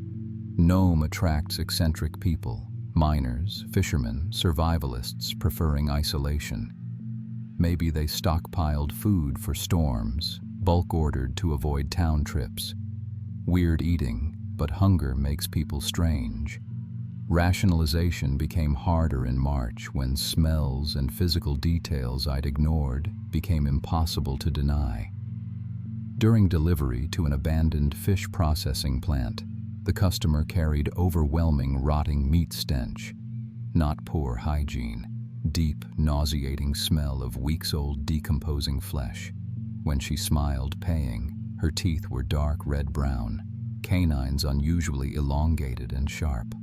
"Thank you, Jessica," she whispered. "You're always so reliable, even in terrible weather." "Do I know you?" "We all know you, Jessica. You're our favorite driver. Always punctual, never asks uncomfortable questions." She knew my name, though I'd never introduced myself. Back at Gino's, I checked the receipt. Sarah Hendricks, but I'd never given personal information to customers. That night, I couldn't sleep. Sarah Hendricks bothered me. Next morning, I saw a missing person poster that made my blood freeze. Sarah Hendricks, 34. Missing since December 18th. Last seen leaving her job at the community center. The photo showed a healthy woman with bright eyes and warm smile. My customer looked like a skeletal, decomposing version. I started recognizing names from strange orders. Mike Talbot disappeared January hunting. Linda Morrison vanished February during blizzard. David Chen missing since March 2nd. All supposedly placed orders weeks after disappearance dates. But it wasn't them. Couldn't be. These customers were something else, wearing missing people's names and faces. Something that learned enough human behavior to order pizza but couldn't mimic normal appearance or speech. I brought concerns to Tony, but he shut me down. "Listen, kid, I don't care if they're ghosts, aliens, or walking dead. Their money's real. They tip better than anyone. Never complain about wait times. Want to keep this job and those tips? Stop asking questions and deliver the damn pizza." I needed this job desperately. Without $20 tips, I couldn't afford rent, heat, gas for other deliveries. I was trapped by financial desperation, forced to serve customers I knew weren't entirely human. The breaking point came March 28th during a delivery that changed everything. 6 large pizzas, all meat lovers, plus sides and drinks. Coordinates led to the abandoned fish processing plant 15 miles outside Nome, closed since the 1990s. Parking in the snow-covered lot, I saw multiple figures around the building. Not one customer. 8 or 9 people gathered around a large fire burning inside. They surrounded my car before I could turn off the engine. Men and women, all with skeletal thinness and unnatural movement. In combined headlight and fire glow, I saw their faces clearly. Gray-white skin like corpse flesh. Eyes reflecting light like nocturnal animals. Yellowed claw-like fingernails. Elongated canine teeth stained dark with dried blood. "Jessica," one said, leaning to my window. "The rotting meat woman from previous deliveries. We've been waiting. We need to talk." "Just take the food," my voice shaking. Instead of taking pizzas and leaving, one opened my passenger door and got in. The smell, decay, copper, something worse that made my stomach turn. "You've been feeding us for months," she said, studying my face with reflecting eyes. "Kept us alive through hungry season when regular prey becomes scarce. Now we want to offer something in return." "What do you want?" "Look at yourself. When did you last eat a real meal? Feel truly warm? You're starving, Jessica, just like we were before we found a better way." I couldn't remember substantial food. Between expenses, I'd lived on ramen and leftover pizza Tony let me take. Probably 15 pounds underweight, constantly cold, tired, hungry, despite eating whatever I could afford. "We can help," she continued, pulling a small wrapped package from her coat. "Real food. Meat that will make you strong again. Fill the emptiness you carry. Just try it. One bite. If you don't like it, we'll never bother you again." Every rational part screamed warnings. But I was so hungry, so tired of being cold and broke and desperate. The package smelled incredible, rich, savory, like perfect steak. I took a small bite. Most delicious thing I'd ever tasted. Rich, complex flavors I couldn't identify, but my body responded immediately. Warmth spread through my chest for the first time in months. The constant gnawing hunger finally quieted. "Good?" she asked, smiling with terrible teeth.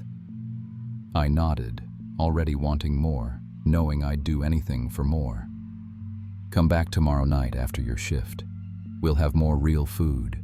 Food that will change your life forever." That night I slept deeply for the first time since October. Woke up stronger, warmer, more alert than in months. For the first time since moving to Nome, I didn't check my bank balance or count tip money. I told myself just a few more times, until I got back on my feet, until winter ended and I could find better work. But their food was unlike anything I'd experienced. Each bite made me crave more with intensity beyond normal hunger. Each meal left me stronger, but needing more desperately. Within a week, I visited nightly after delivery shifts, eating whatever they offered, asking no questions. They called it the hungry season. Months when normal prey became scarce. Food delivery had been a godsend, they explained. They could order from multiple restaurants using fake information, building stockpiles when hunting was impossible. "But you're special, Jessica," the woman told me during feeding sessions. "Most drivers ask questions or get suspicious. You kept coming back knowing something wasn't right. That shows real potential." I needed the money, I admitted, tearing into meat better than any restaurant. Everyone needs money, but not everyone has true hunger. Deep emptiness, regular food can't fill. You felt it before meeting us. Constant gnawing, starving even when stomach was full. Absolutely right. I'd always felt different, unsatisfied by normal food, searching for something unnamed. Their meat filled that void like nothing else. They taught me about Nome's delivery industry, identifying problematic drivers, ones asking questions, ones potentially useful for operations. The job is dangerous for people like us. Drivers see too much, go too many places, notice patterns that could expose us. Sometimes we need to recruit them, sometimes silence them permanently. That's when I understood missing people whose names appeared on orders. They hadn't disappeared. They'd been converted, transformed into something new that could expand operations while maintaining missing persons' appearances. Physical changes started slowly. Fingernails grew faster and harder, requiring daily trimming. Teeth felt loose, shifting positions. Night vision improved dramatically. I could see in complete darkness. More concerning were psychological changes. Stopped feeling cold during Nome's brutal temperatures. Stopped feeling tired during dark hours. Stopped feeling guilty about what I was becoming. The hunger grew stronger daily, but not just for their special food. I found myself studying other drivers, evaluating schedules and personalities, considering recruitment or elimination candidates. In April, they offered a choice determining my life's rest. Continue working for Geno's, using legitimate job as cover to identify potential recruits among other drivers, or officially disappear, becoming another missing person while joining their community permanently. I chose to keep working, but not for Geno's. I was working for something much older and hungrier. First time helping recruit another driver, I told myself it was survival. Them or me. Luigi's hired a new driver from Anchorage asking too many questions about strange orders, mapping locations, getting suspicious about fake addresses. I called Luigi's with a large order, giving warehouse coordinates. Watched from hiding as the new driver arrived confused, walking around looking for habitation. Watched my new family surround his vehicle. Watched them drag him into the warehouse. Watched his screams echo across empty industrial district before being cut short. Next week, he was back at work, taking orders to non-existent addresses, paying cash with generous tips, eating food immediately. But his eyes had that same reflecting quality. Voice developed characteristic whispered rasp. I helped convert 4 more drivers over following months. Each time became easier. Each time my hunger grew stronger and more specific. By June, I wasn't really delivering for Geno's. I was recruiting for something feeding in Nome much longer than anyone suspected. Summer tourists never suspect anything. They see a friendly local driver who knows good routes, can recommend restaurants and scenic areas, offers to show remote locations for real Alaska wilderness experience. Some tip really well for personalized service. Some never make it back to hotels or cruise ships. The hungry season is starting again. Sun setting earlier daily, temperatures dropping below freezing, need growing stronger. Summer tourists gone, leaving the small local population we've been carefully managing.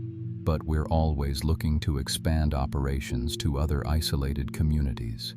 Places where people go missing regularly and nobody asks right questions.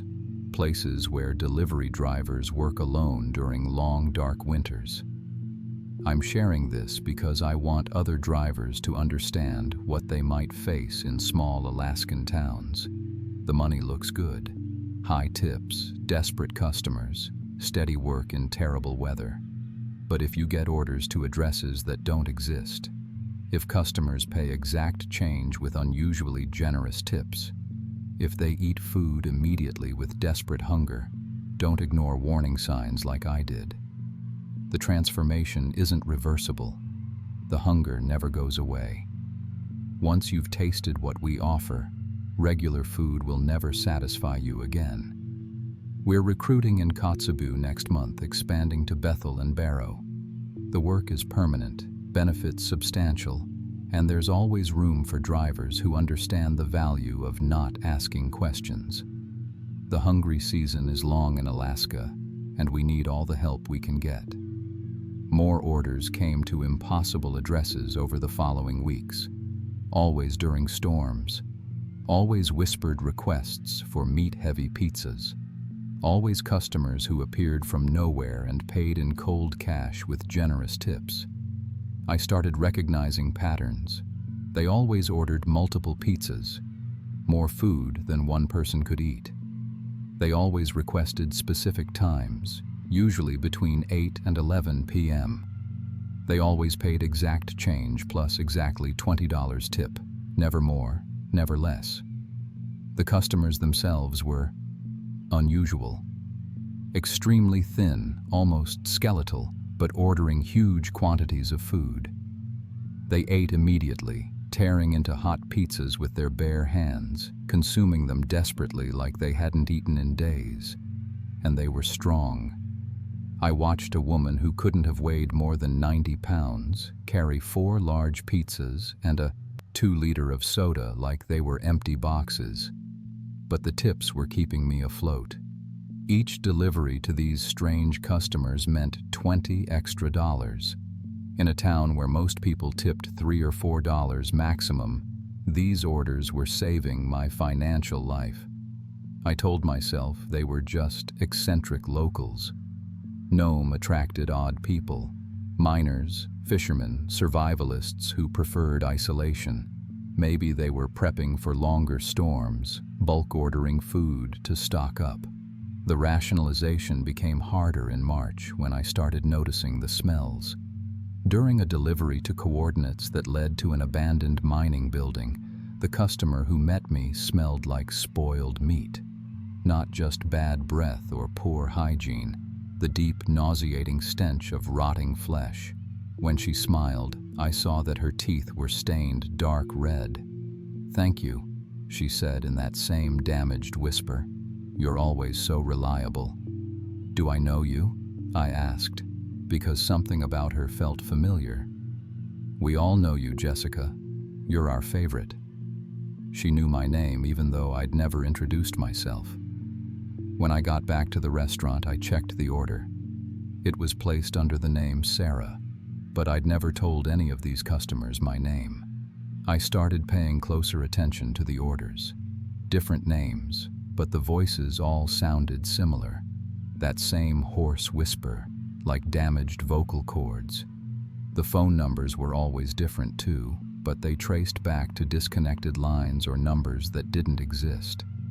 That's when I noticed something that made my stomach turn. Several of the names on recent orders matched missing person reports I'd seen posted around town. Sarah Hendricks, missing since December.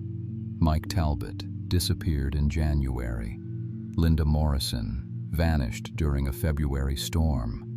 But these people, or things that looked like these people, were ordering pizza from me. I brought my concerns to Tony, but he dismissed them immediately. "As long as the money's real and they're paying, I don't care if they're ghosts," he said. "You want to keep this job? Stop asking questions." I needed this job. Without those $20 tips, I couldn't afford rent, couldn't afford heat, couldn't afford food. I was trapped by my own financial desperation. The breaking point came on a delivery in late March. The coordinates led to an abandoned fish processing plant on the outskirts of town. I'd delivered there twice before, but this time felt different. As I parked, I could see multiple figures moving in the darkness around the building. Not just one customer, at least 6 or 7 people. They surrounded my car before I could put it in park. Men and women, all with that same skeletal thinness, all moving with unnatural coordination. In the glow of my headlights, I could see their faces clearly for the first time. Their skin was gray-white, stretched tight over prominent bones. Their eyes reflected light like animals, and their teeth, elongated canines, stained dark with what looked like old blood. "Jessica," one of them said, leaning down to my driver's side window. It was the woman from my previous delivery, the one who had smelled like rotting meat. "We need to talk." "Just take the food," I said, my voice shaking. "Here's your order." But instead of taking the pizzas, one of them got into my passenger seat. The smell was overwhelming, decay and copper and something worse. "You've been feeding us for months," she said. You've kept us alive through the hungry season. Now we want to offer you something in return." "What do you want?" I whispered. "Look at you," she said, studying my face in the dashboard light. "Thin, pale, hungry. When did you last eat a real meal?" I couldn't remember. Between rent, heat, and gas for deliveries, I'd been living on ramen noodles and whatever leftover pizza the restaurant let me take home. "We can help," she continued. "We have food, real food, meat that will make you strong again." She pulled out a small wrapped package from her coat. "Try this. Just try it. If you don't like it, we'll never bother you again." The rational part of my mind was screaming warnings, but I was so hungry, so tired of being cold and broke and desperate. The package smelled incredible, rich, savory, like the best steak I'd ever imagined. I took a small bite. It was the most delicious thing I'd ever tasted, rich and complex, with flavors I couldn't identify. It satisfied a hunger I hadn't even realized I carried, a deep gnawing need that went beyond normal appetite. "Good?" she asked, smiling with those terrible teeth. I nodded, already wanting more. "Come back tomorrow night, same time. We'll have more food for you. Real food. Food that will change your life." That night, I felt better than I had in months. Warmer, stronger, more alert. For the first time since moving to Nome, I slept deeply without shivering. I told myself I'd just take the food a few more times. Just until I got back on my feet financially. Just until the winter ended and I could find better work. But the food they gave me was addictive. Each bite made me crave more. Each meal left me feeling stronger but hungrier than before. Within a week, I was visiting them every night after my delivery shift, eating whatever they offered, asking no questions about where it came from. They called it the hungry season, the months when regular prey became scarce, when they had to be creative about feeding. Food delivery had been a godsend, they explained. They could order from multiple restaurants using fake information, building up stockpiles for lean times. "But you're special, Jessica," the woman told me during one of our feeding sessions. "You never asked questions. You never reported us. You kept coming back even when you knew something was wrong." "I needed the money," I said, tearing into a piece of meat that tasted better than anything I'd ever eaten. Everyone needs money, but not everyone has the hunger. The real hunger. You felt it before you met us, didn't you? The emptiness that regular food couldn't fill. She was right. I'd always felt different from other people, always unsatisfied, always searching for something I couldn't name. The meat they gave me filled that void in ways nothing else ever had. They started teaching me about the other delivery drivers in town. How to identify which ones asked too many questions, which ones might cause problems, which ones might be useful. "The job is dangerous for people like us," she explained. "Drivers see too much, go to too many places, talk to too many people. Sometimes we need to recruit them. Sometimes we need to silence them." That's when I understood what had happened to the missing people whose names appeared on pizza orders. They hadn't disappeared. They'd been transformed, converted, made into something new. And I was next. The physical changes started slowly. My fingernails grew faster and harder than they ever had. My teeth felt loose in my mouth, like they were shifting position. My night vision improved dramatically. I could see in darkness that would have been impenetrable before. But the psychological changes were more profound. I stopped feeling cold, even in Nome's brutal winter. I stopped feeling tired during the long, dark months. And I stopped feeling guilty about what I was becoming. They offered me a choice in April. I could continue working for Geno's, using my legitimate job as cover to identify potential recruits among the other delivery drivers. Or I could disappear like the others, officially becoming another missing person while joining their community permanently. I chose to keep working. The first time I helped them recruit another driver, I told myself it was for survival. Luigi's Pizza had hired a new guy who was asking questions about the strange orders, trying to map delivery locations, getting suspicious about fake addresses. I called Luigi's with a large order, giving them coordinates to an abandoned warehouse. I watched from across the street as the driver arrived, confused about the location. Watched as they surrounded his car. Watched as they dragged him into the darkness. The next week, he was taking orders for deliveries to impossible addresses, paying cash with generous tips, eating the food immediately upon delivery. I helped convert 3 more drivers over the following months. Each time became easier. Each time the hunger grew stronger. By June, I wasn't delivering for Gino's anymore. I was recruiting for something much older and hungrier than any pizza restaurant. The tourists who come to Nome during the summer months never suspect anything. They see a friendly local pizza delivery driver who knows all the best routes, who can recommend good restaurants, who offers to show them the scenic areas outside town. Some of them tip really well, and some of them never make it home. I'm telling this story now because the hungry season is starting again. The sun is setting earlier each day, the temperatures are dropping, and the need is growing stronger.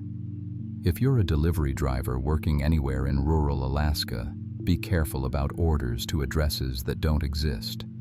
Be suspicious of customers who pay an exact change and generous tips.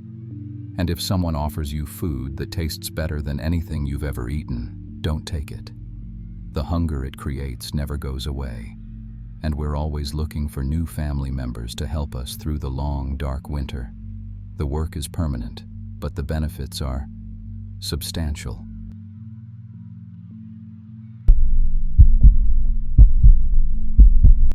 My name is David Michael Johnson, and I've been a harbor operations manager for 4 years here in Valdez, Alaska. I'm 36 years old, originally from Norfolk, Virginia, where I spent 8 years in the Coast Guard doing maritime safety and port inspections. I came to Alaska after my wife, Sarah, died in a car accident 3 years ago. She always wanted to see Alaska together. We had planned a trip here for our 10th anniversary. After she passed, I couldn't handle staying in Virginia where every street corner reminded me of her. So I took this job in Valdez, population 3,870, thinking the isolation and hard work would help me heal. Sarah used to laugh at how seriously I took my Coast Guard duties. "You act like every boat captain's life depends on you personally, David," she'd say, kissing my forehead. She was right. I've always felt responsible for everyone who trusts me with their safety. That's probably why I was good at my job, both in Virginia and here in Valdez, where fishing boats and cargo ships depend on accurate harbor information to make it home alive. Valdez isn't just any small Alaskan town. We're the southern terminus of the Trans-Alaska Pipeline, which makes our harbor one of the most critical shipping points in Alaska. Tanker ships, fishing vessels, cargo ships, and research boats from around the world dock here. During peak season, I coordinate up to 60 vessels a day through our harbor channels. My office sits on the main wharf with floor-to-ceiling windows facing Prince William Sound. The setup is sophisticated for such a small town. Multiple radar screens tracking vessel positions, marine radio equipment, weather monitoring systems, and sonar arrays that scan the harbor floor for debris or navigational hazards. I have 2 assistants, Jenny Martinez and Tom Reeves, but during night shifts, I'm usually alone with just the Coast Guard station for backup. Those first 3 years were exactly what I needed. 0 major accidents, efficient operations, and the local fishing fleet trusted my weather reports and harbor guidance completely. Captains would radio in asking about conditions, ice warnings, or safe anchor points, and I always had reliable information. My supervisor, Port Director Robert Williams, praised my work repeatedly. The job gave me purpose again, something Sarah would have been proud of. But everything I thought I knew about Prince William Sound changed during a routine sonar sweep in March of my 4th year. It was 2:15 a.m. on March 12th. I was working a double shift because Tom had called in sick with pneumonia. The weather was calm, perfect for running deep sonar scans of the harbor floor. We do this monthly to check for sunken debris, anchor drags, or anything that might damage boat propellers. That's when my sonar detected them. The screen showed massive objects moving at incredible depths, 1,200 to 1,500 feet down in the deep channel just outside our harbor entrance. At first, I assumed it was a technical malfunction. The shapes were enormous, each one showing up as large as a blue whale, but moving in coordinated patterns that made no sense for marine life. I called our sonar technician, Pete Kowalski, at home. Pete had maintained that equipment for 12 years and knew every quirk.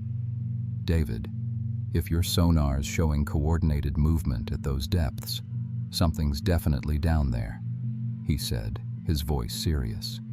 "Blue whales don't travel in formation, and they don't stay that deep in harbor waters." I started documenting everything: timestamps, sonar readings, GPS coordinates. The objects appeared every night between 2 a.m. and 5 a.m., always in the same deep water areas. During daylight hours, they vanished completely. The first person I told was Jake Morrison, our most experienced fishing captain. Jake had worked these waters for 23 years and knew Prince William Sound better than anyone. "Funny you mentioned strange readings, David," Jake said when I radioed him the next morning. "Last week my fish finder was going absolutely crazy. Kept showing these massive contacts way down deep, bigger than anything I've ever seen. But when we dropped nets, we came up empty, and the fish are acting spooked as hell." That's when I noticed the marine life changes. Fish populations that had been stable for decades suddenly disappeared. Our harbor, which normally teemed with salmon, halibut, and cod, became eerily empty. The commercial fishing fleet was coming back day after day with empty holds. "David, it's like every fish in Prince William Sound just vanished overnight," Captain Morrison told me during his evening check-in. 43 years I've been fishing, and I've never seen anything like this. The fish aren't just scarce, they're gone. Even stranger, whales and dolphins began avoiding our harbor completely. Species that normally fed in these waters, orcas, humpbacks, belugas, were staying miles away. On radar, I could track whale pods changing course abruptly when they approached Valdez. I contacted Dr. Sarah Chen from the University of Alaska's Marine Biology Department. She brought a research team with underwater cameras and specialized detection equipment. "We'll figure out what's causing these sonar anomalies," she assured me. "Probably a new whale migration route or maybe geological activity on the ocean floor." Their first dive attempts ended in complete equipment failure. "It's the strangest thing," Dr. Chen told me after 3 days of failed attempts. "Every time we get our cameras near those deep water coordinates, they just stop working. Not dead batteries, complete system failure. We've lost 5 underwater cameras already." When their equipment did function briefly, they captured something that made my blood run cold. The footage showed tentacles moving in the darkness below, but not octopus tentacles. These were massive, thick, as shipping containers, moving with deliberate intelligence through the deep water. In one brief clip, the camera caught what looked like an eye, larger than a car, staring directly into the lens before everything went black. "This footage makes no biological sense," Dr. Chen said, her voice shaking. Nothing this large should exist in Prince William Sound. Nothing this large should exist anywhere. That's when the boat attack started. The first victim was the Northern Star, Captain Rodriguez's commercial fishing vessel. He brought her back to harbor with damage unlike anything I'd seen. Nets not just torn, but systematically shredded, as if something had methodically destroyed them with intelligence and precision. I felt something grab our nets from below, Rodriguez told me as we examined his boat. Whatever it was yanked so hard it nearly capsized us, left these marks on the hull. The marks were deep gouges in the steel plating, parallel scratches that looked like claw marks, but far too large for any known marine animal. Each scratch was over 3 feet long and cut deep into the metal. Within 2 weeks, 5 more boats reported similar damage, but the attacks were escalating. Captain Lisa Park brought her vessel, Arctic Dream, back with hull damage that shouldn't have been survivable. "Something came up from underneath and grabbed us," she radioed in panic. "Tentacles as thick as telephone poles wrapped around our bow. We only escaped because our engine was at full throttle." I inspected her boat personally. The hull showed massive sucker marks, circular impressions bigger than dinner plates, each one surrounded by smaller marks that looked like teeth. Whatever had grabbed her boat had been trying to crush it. That night, I started monitoring the harbor sensors continuously. Our underwater detection grid tracks large objects to prevent collisions. The data I was seeing defied explanation. Multiple massive objects were moving through our harbor in perfect coordination, like a pack of predators hunting together. They moved in formation, communicated somehow, and demonstrated tactical intelligence that surpassed anything I'd learned about marine life. I tried to convince Port Director Williams to temporarily restrict harbor access. "David, you're asking me to shut down Alaska's second most important shipping port based on sonar readings and fishing stories," Williams said. "That's millions of dollars in lost revenue daily. Valdez would become a ghost town." But I knew what I was seeing. These weren't random marine animals. They were systematically eliminating human activity from their territory. The first boat disappearance happened on April 8th at 5:47 a.m. The Kodiak Dream, Captain Anderson's fishing vessel, left harbor for a routine run to his usual fishing grounds. Captain Anderson had made that exact trip over 200 times. He knew those waters better than the roads in town. At 6:23 a.m., his boat simply vanished. No distress call, no emergency beacon activation, no debris field, no oil slick. The Coast Guard launched an immediate search and rescue operation that lasted 5 days. They found nothing, not even a life jacket. I reviewed every sensor reading from that morning. Anderson's boat showed up normally on radar leaving port, tracking at normal speed toward his fishing grounds. Then, at exactly 6:23 a.m., right over the deep water area where I'd been detecting those massive objects, his signal just stopped. Not gradual equipment failure, not emergency beacon followed by silence, just instant, complete disappearance. 2 days later, the Arctic Rose disappeared the exact same way. Captain Stevens, his 2 crew members, and their entire 45-foot fishing vessel, gone without a trace. Then the Bering Wind, then the Glacier Bay, 4 boats, 11 people, all vanished in the same deep water area within 2 weeks. I begged Williams to close that section of the harbor. "David, boats disappear in Alaska waters all the time," he said. "Weather, equipment failure, human error. We can't shut down shipping lanes because of a few accidents." But I knew these weren't accidents. The night I saw one of the creatures change everything. It was April 22nd, around 11:30 p.m. I was doing a late-night harbor inspection in our patrol boat. a routine security check I'd done hundreds of times.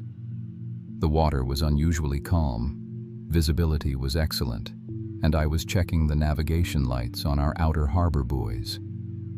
I was about 300 yards from the harbor entrance when the ocean around me suddenly became perfectly still. Not calm, still, like the water had turned to glass. Even the gentle harbor waves stopped moving. Then I felt something massive moving beneath my boat. The water started to bulge upward about 200 yards away.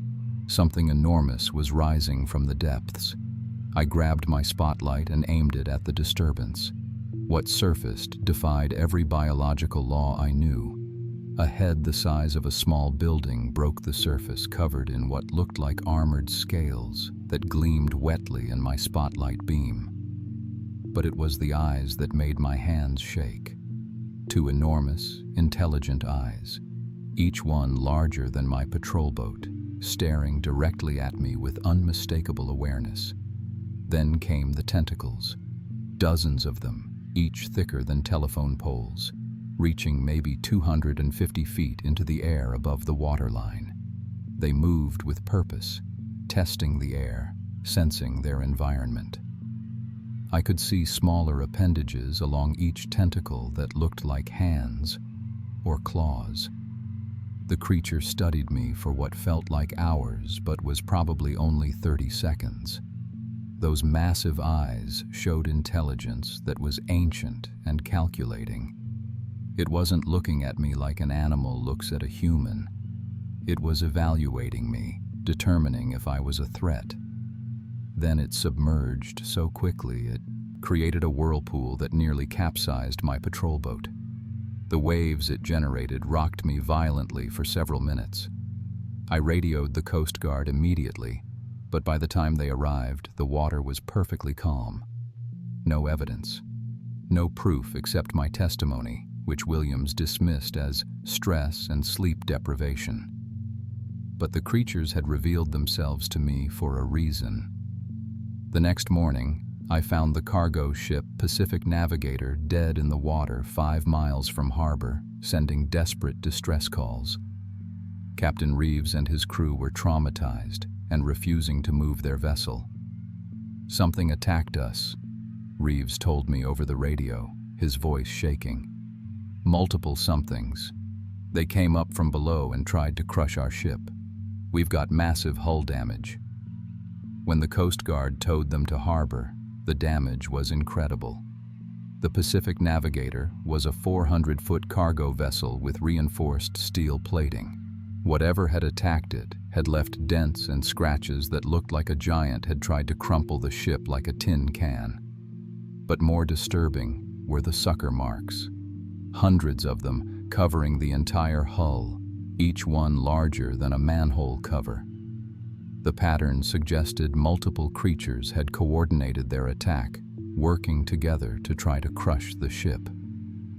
That afternoon, everything changed. I was in the harbor office around 3 p.m. when I spotted the Silver Bay, a mid-sized cargo ship carrying supplies to Anchorage, approaching our harbor entrance. I tried to radio them to warn them away from the deep water channel, but they were already committed to their approach. The attack happened in broad daylight, in full view of the harbor office. The water around the Silver Bay suddenly erupted as if underwater explosives had detonated. The ship lurched violently to one side as something massive struck it from below. Then I saw them clearly. Multiple creatures, each one larger than the cargo ship itself, coordinating their attack with military precision. Tentacles thicker than tree trunks wrapped around the vessel's hull, lifting the entire 350-foot ship partially out of the water. The crew's screaming came clearly over the radio as their boat was systematically crushed by creatures that moved with terrifying intelligence. I watched 12 people die in less than 4 minutes as their ship was pulled beneath the surface and disappeared completely. Williams couldn't deny what was happening anymore, but closing the harbor would destroy Valdez economically. The political pressure from Anchorage and the oil companies was enormous.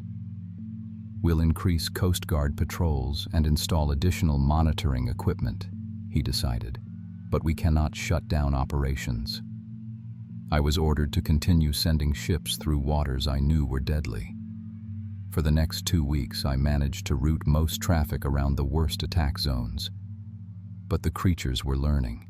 They began following ships into open ocean, attacking vessels miles from harbor. They were expanding their hunting territory systematically. I started finding evidence that they were studying us. Boat schedules that should have been confidential somehow became predictable to them.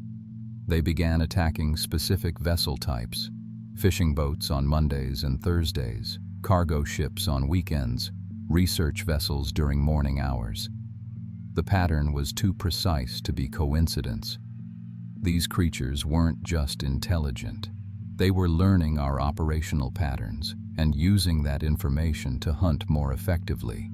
The realization that terrified me most: they wanted information about human maritime activity, and they were going to get it one way or another.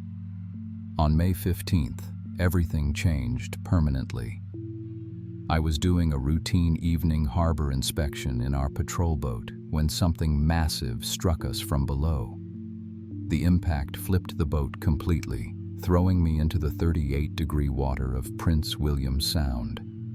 Instead of drowning, I felt tentacles wrap around my body, but gently, carefully, like they were being deliberately cautious not to injure me. They pulled me down through the dark water, deeper than I'd ever been, to a massive underwater cave system I never knew existed. The caves were enormous, cathedral-sized chambers filled with air pockets where I could breathe. But what I saw there will haunt me forever. Dozens of ships perfectly preserved in the cold water, fishing boats, cargo vessels, military craft, even what looked like old Russian submarines. This underwater graveyard stretched back decades, maybe longer. The creatures had been systematically collecting vessels and their crews for years. But I wasn't brought here to die. They kept me in a large air pocket deep in their cave system, providing me with food, fish, seaweed, things I didn't want to identify, and demonstrating that they understood human needs. But more importantly, they began trying to communicate. The creatures communicated through a combination of vibrations, color changes in their skin, and what I can only describe as telepathic pressure in my head. Over several days, I began to understand their messages. They were ancient, older than human civilization. Prince William Sound had been their territory for thousands of years before the first human ever saw Alaska. They viewed our harbor, our shipping lanes, our fishing fleets as an invasion of their ancestral hunting grounds. But they weren't mindless predators. They were intelligent enough to understand that humans had complex social structures, and they wanted to use that knowledge to eliminate maritime activity efficiently rather than killing randomly. They needed a human consultant, someone who understood shipping schedules, vessel types, harbor operations, and human behavioral patterns. In exchange, they would allow essential supply vessels to pass through safely, preventing total economic collapse while still reclaiming their territory. I had a choice: help them coordinate strategic attacks that would gradually eliminate human maritime presence in Alaska, or watch them destroy every ship randomly until the waters became completely unusable. I chose to help them because I realized something horrifying about myself. After losing Sarah, after watching them kill 12 people in front of me, after being trapped in their underwater lair, I felt more purpose working with them than I ever had protecting human vessels. For the past 7 months, I've been their strategic consultant. I provide them with detailed shipping schedules, vessel specifications, crew sizes, cargo manifests, and optimal attack timing. I analyze harbor traffic patterns and identify which ships are essential for Valdez's survival versus which ones can be eliminated. I help them understand human psychology, how much fear and economic pressure it takes to modify behavior without causing total panic. In exchange, they allow me to return to my harbor office and continue working as harbor operations manager.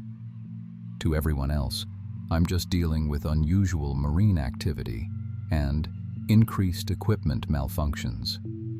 The creatures have established what they call territorial boundaries. Essential supply ships carrying food, medicine, and heating fuel are allowed to pass if they follow specific routes and schedules I provide. All other maritime activity is eliminated. Fishing boats now disappear regularly from Alaska waters.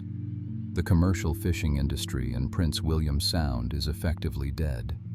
Cargo shipping has become so dangerous that most companies have stopped serving smaller Alaska ports.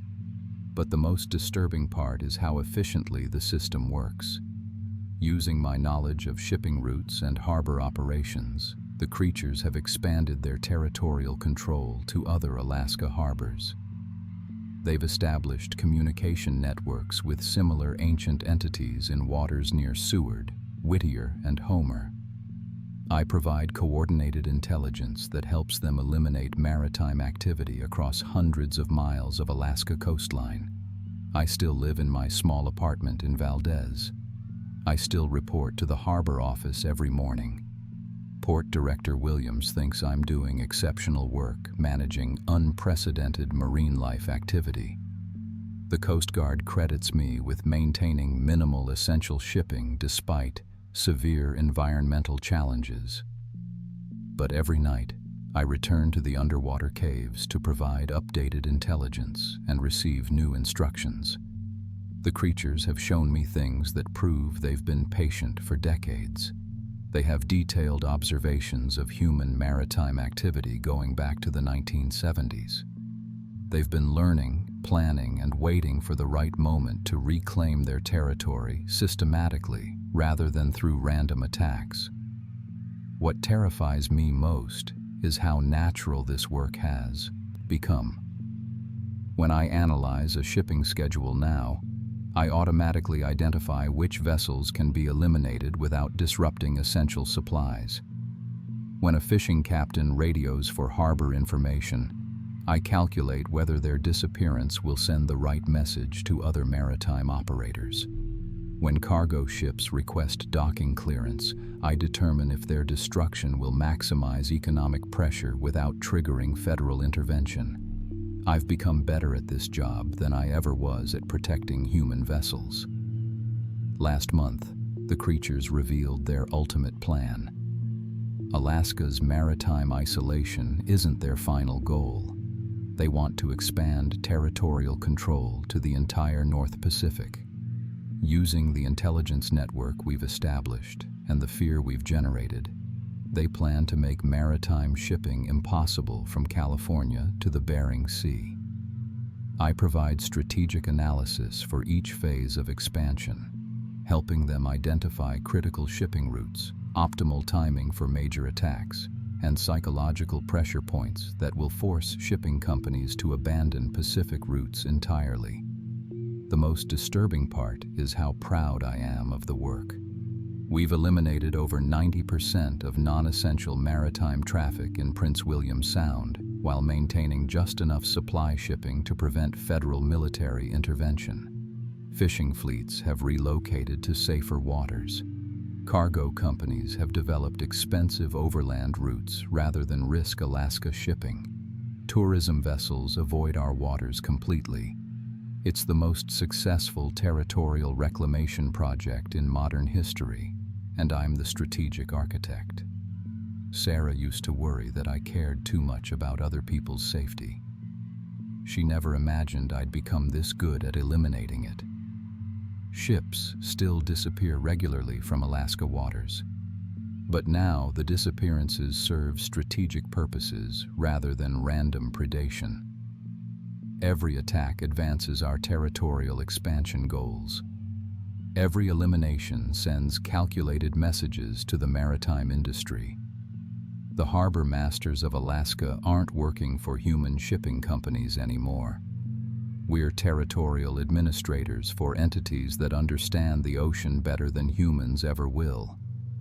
If you're planning any maritime activities in Alaska waters, here's my official advice. Don't. But if you do, make sure your cargo is essential for human survival. Food, medicine, heating fuel. Otherwise, you're just another target in a systematic campaign to reclaim ancestral waters. The creatures have been patient for thousands of years. They can wait a few more decades for humans to understand that some territories were never ours to claim.